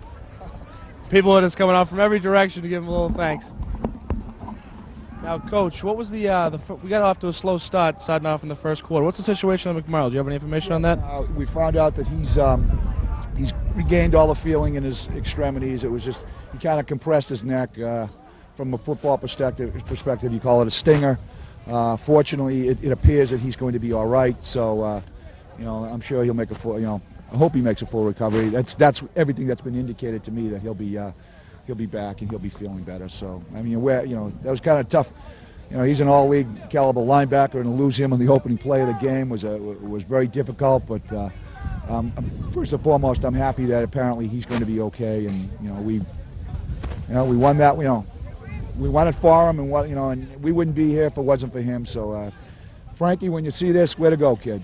Now, standout players, we had Jeff Ruggiero had quite the day, DJ Andrews. Who standed out in your mind? Well, I mean, I think first and foremost, you got to look at our sophomore third-string quarterback that comes in and has just an outstanding game. I mean, Matt Boyle, throws for a touchdown, runs for 2 touchdowns. I don't know if it gets much better than that. The sub that nobody knows steps out of nowhere and is but that also is somewhat the history of this game, that the guy you least expect is the guy that steps up and becomes today's hero. And Matt Boyle certainly did that. He's done an outstanding job for us in the last 2 games, and I'm very happy for him and what he did for us today. So is the turkey going to taste good today or what? He's going to taste real good. I mean, no one else has ever done this. And we're proud of that fact. We're proud of accomplishing that, myself and all our other coaches. I mean, you can't say enough about Bill Ritton. Hold on a second. I think we ought to have this in the. Thank you, Mike. I think we ought to have this for the camera as well. And I don't think it gets any better than this. I mean, no one's ever done this. We made history today, and it's something that no one will stay until hopefully next year when we win 7 in a row. So we're going for 7 in a row next year? Absolutely. We're going for as many as we can get. I mean, we're not stopping now. I mean, this is a nice thing to have occurred. I mean, all the great players and coaches who have played in this, fantastic rivalry over the last 70-some-odd years, and for us to have accomplished it, given all the people that have participated, both as I said, both as players and coaches, is an accomplishment I'm very proud of for our kids and for our coaches and for our school. All right, we got some people waiting for you, so we'll let you back to celebrate. Thanks for your time. Have a good Thanksgiving. All right, Matt, thanks a lot. How about your final thoughts, real quick, Matt, on this game and today? Final thoughts on today's game. It was everything I expected. It was going to be a defensive matchup, but Quincy's offense and Matt Boyle really stepped it up. The kind of play that I'm not going to say that we didn't expect it from Matt Boyle, because we've seen it in practice the past few weeks, and he was a player, a lot of pressure on his shoulders, and stepped up like it's much similar to the Drew Bledsoe and Tom Brady situation a few years ago in Buffalo, and we'll see what happens next year on Thanksgiving. Reporting from Veterans Stadium, Matt McLaughlin. Back to you guys in the booth. All right, Matt, thanks a lot. Nice job today. Jim, your final thoughts here. Well, final thoughts are just echoing what has been said. Quite an accomplishment for the Quincy Presidents. Congratulations to them. Just a wonderful day, and you can't say enough about, I think Coach Noble crystallized things when he said a third-string sophomore quarterback. Boyle didn't look like that on the field today. He played phenomenally.